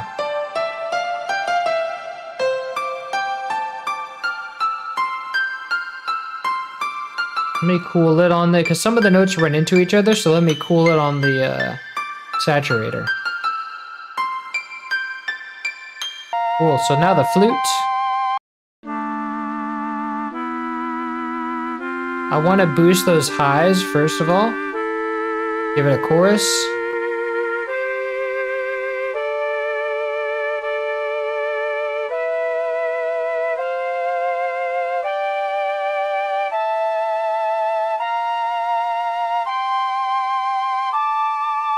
Nice.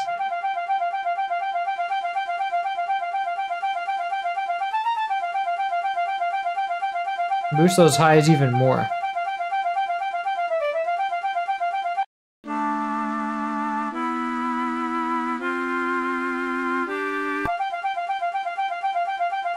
That's really about all you need to do. This is definitely, I think it's an accompaniment channel actually.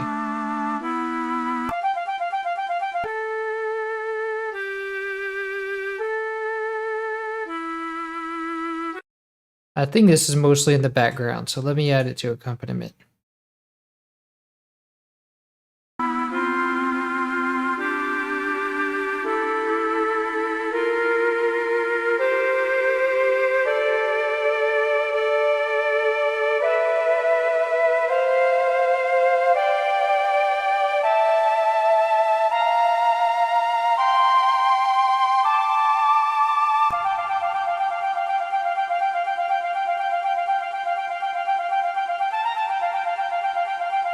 Beautiful.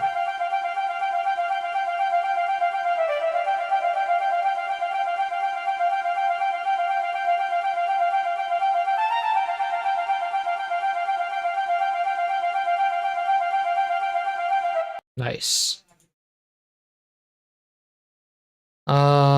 So now I can just, let's see, go to the snare.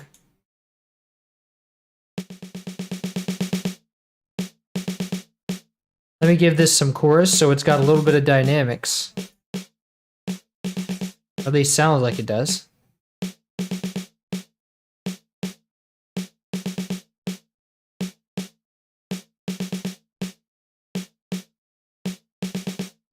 And so now let me saturate this a bit.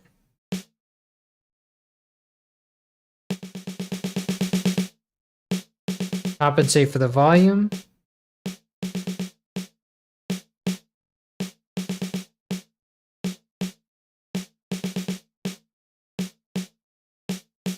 Can raise the highs a little bit. Nice. Let me send this to drum reverb, which is going to be probably the same as the other reverbs, but it helps to have it in a bass, in a drum. So 40%.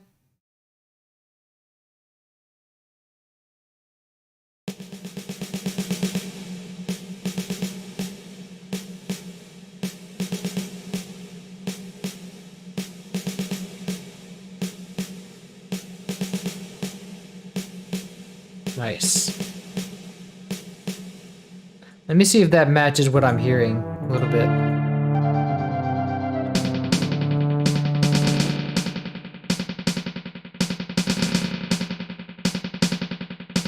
I don't think it does, actually. I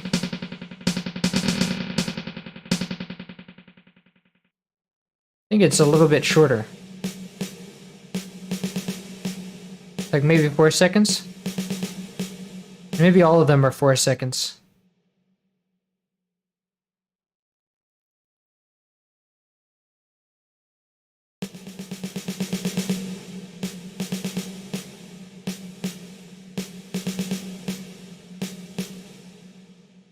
Where is Aero Fighters 1 SNES restoration? Oh yeah, I don't even know what that is. Never heard of it. Let's see.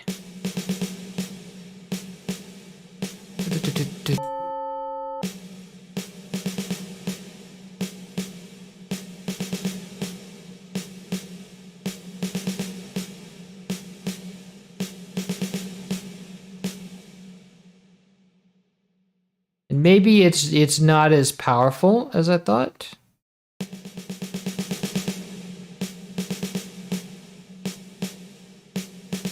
Maybe 36% will do.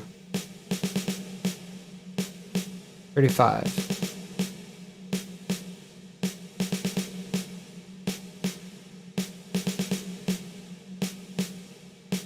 Nice. And now tubular bells. I do want some chorus on that.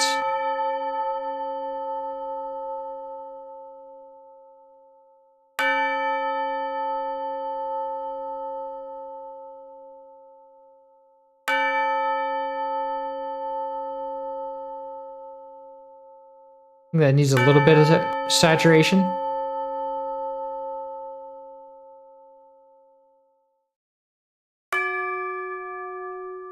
Nice. And then that goes to accompaniment.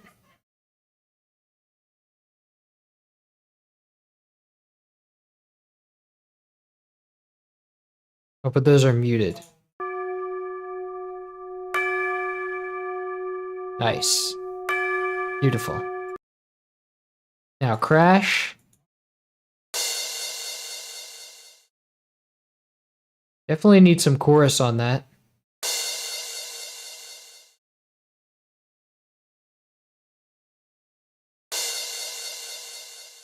Oh, so much better. That one really benefited. Let me get some saturation on that.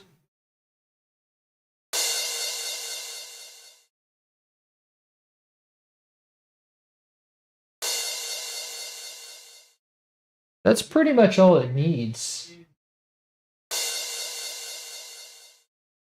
And then I can send it to the reverb drums.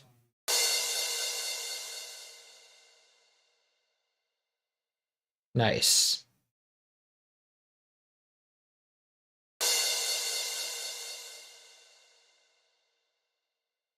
All right, let me see what y'all are saying.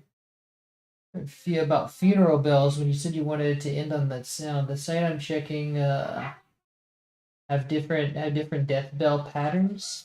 Well, it's just like whenever someone has a funeral, like it's the church bell chime, you know, when they ring they would ring the church bell.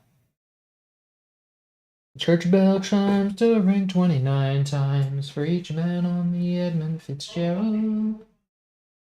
I'm not exactly sure the history behind that. I don't know if different professions have that.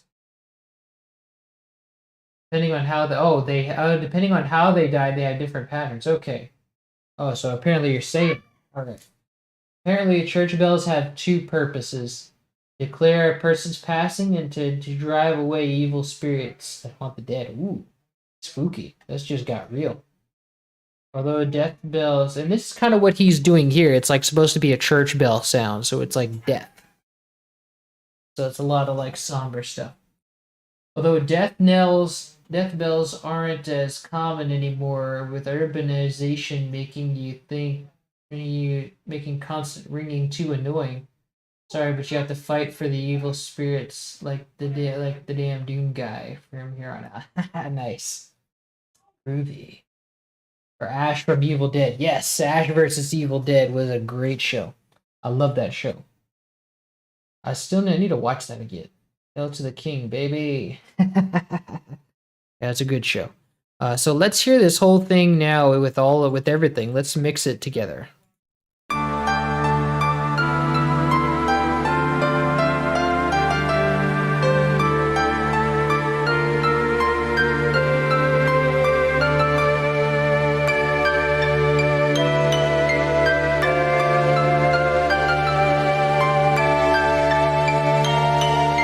Okay, so all this is entirely too loud now.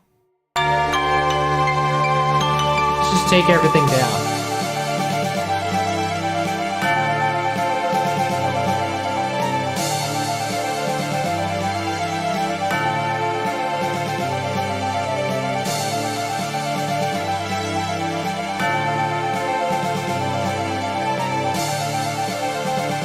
This thing should be...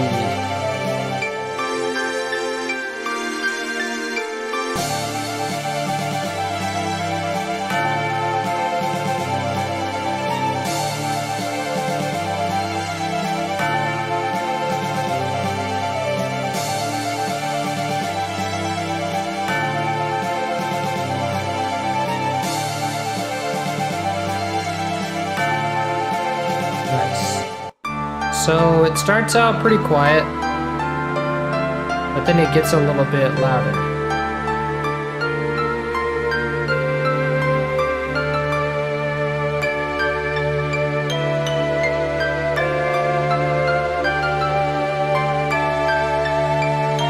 Nice, here's healthy levels right here.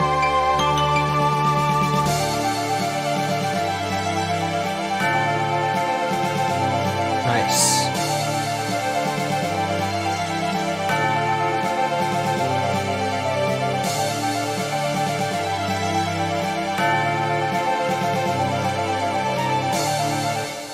So I think that it sounds like those strings in the second section should get louder. Let me see if there's any volume automation.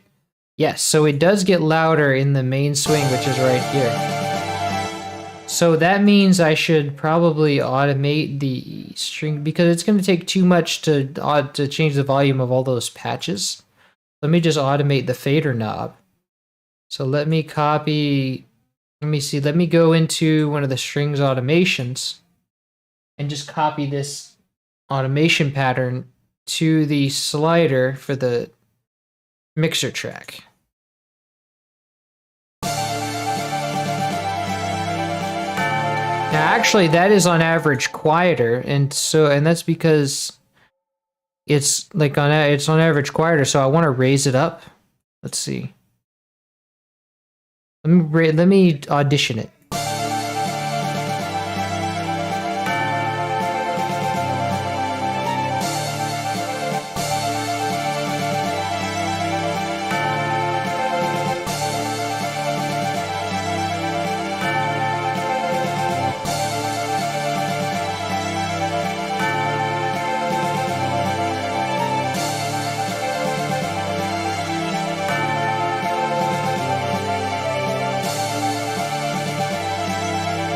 I think we want more crash here too.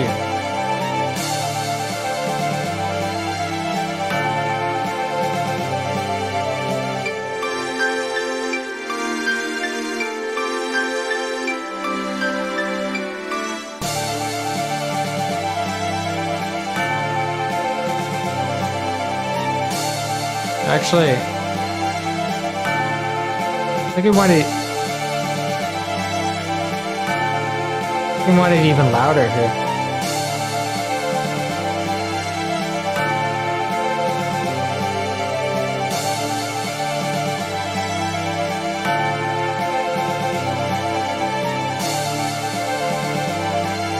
And the snare can be louder too.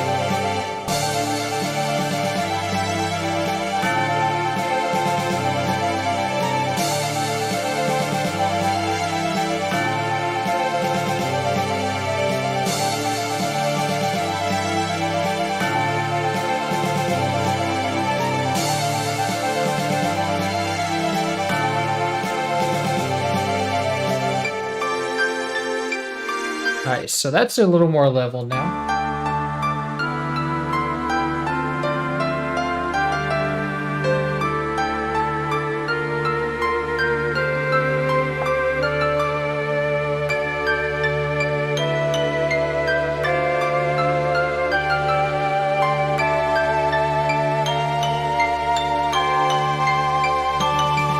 Nice, and I want to put a low pass on those tubular bells because there's that pop at the top.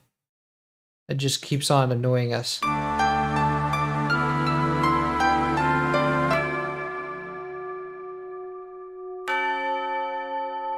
Nice, there we go. That's perfect.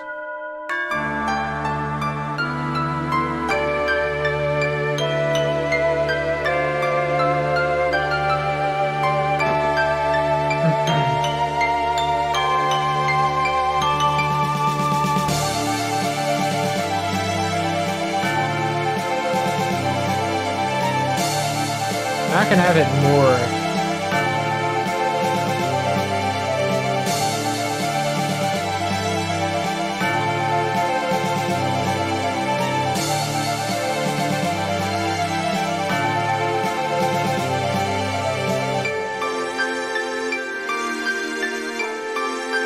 Wait, where is the strings automation? Hold on. Oh, that's crazy. Why did I put it there? It's stupid.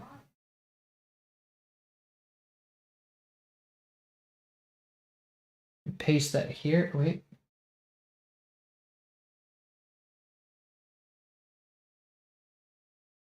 Oops, I want it to be a little louder.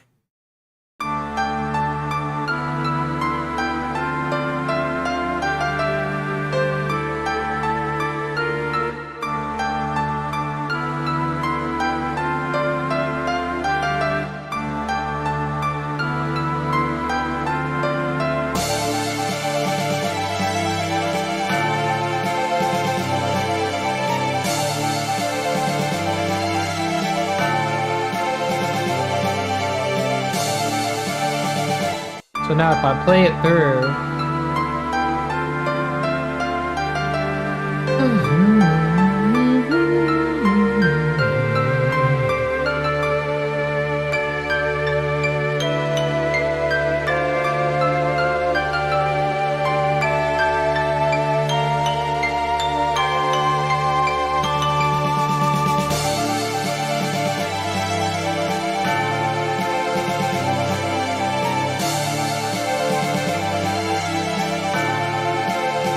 Let me see.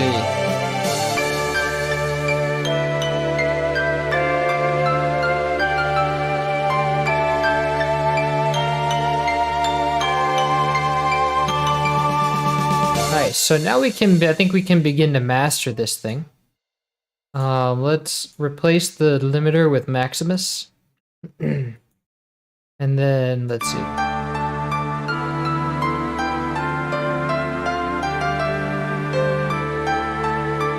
So now we need to define where our bass is because it's a little bit different for orchestral stuff. Let's see, the bass is like higher. This I think is a good indication of where the bass is.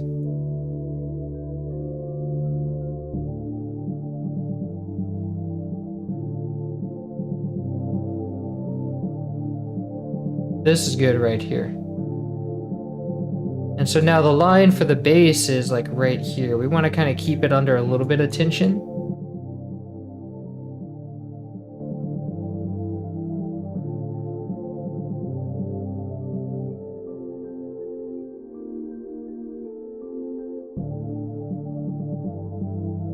Yeah, that's good.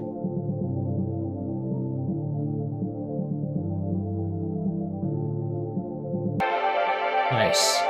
Now for the middles.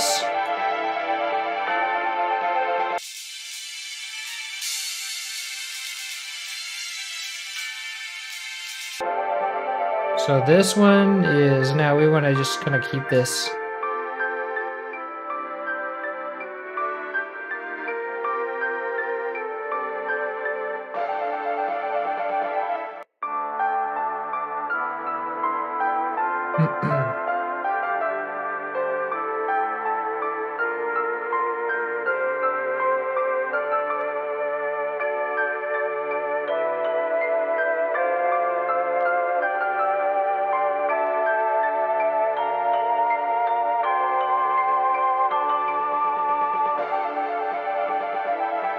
Okay. So it gets a little dicey around that climactic part, but we kind of expect some compression. You always want to keep it light though on the orchestral ones because when it's an acoustic one, you'll notice that a lot more easily. Or not necessarily when it's an acoustic one, when it's not as much a rhythmic one, when it's not like, kind of punching at the same places. I think that's the reason. Let's see.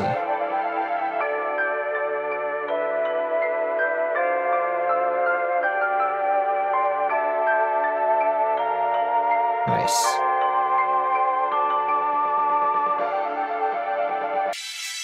So now for the highs, let's I'm gonna be very careful with the highs too.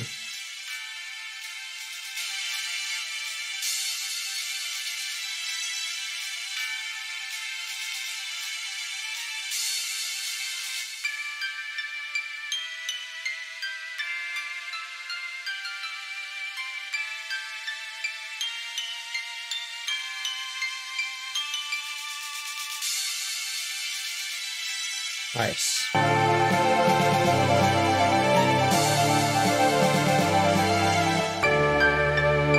This is the part that we're worried about. Let's see how that plays out.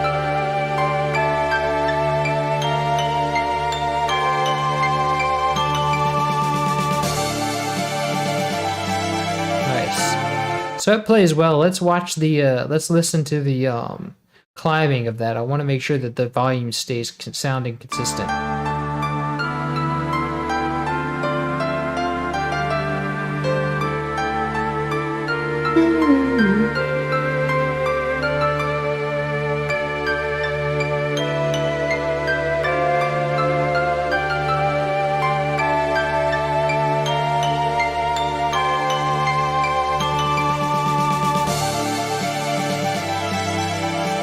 Nice.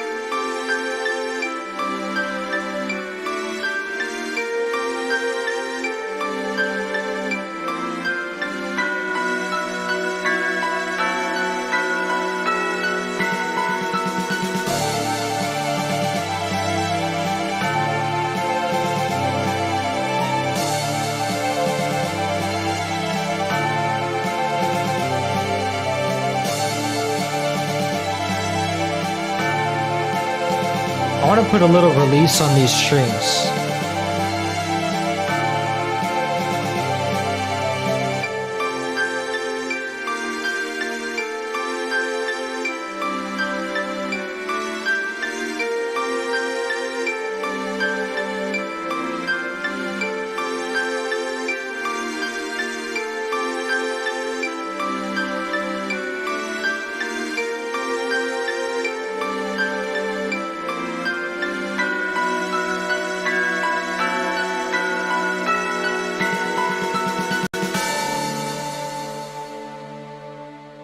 Nice. One more time. So I think this sounds pretty good. I think we might be about to call it on this one. This one sounds good. Let me play it through one more time and give you guys a chance to critique it.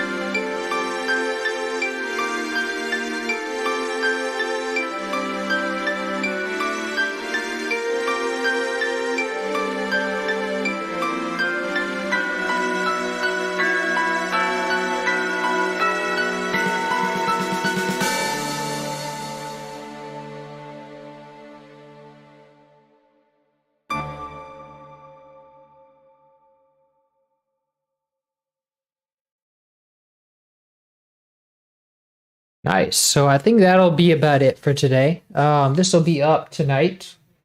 The video shouldn't take long. It should be up in a couple of hours. So yeah, that's where we'll call it for today. We are gonna, and I will try to stream this tomorrow, but no promises. We shall see what happens. But I'm gonna try my best to stream tomorrow. I don't really have anything going on tomorrow.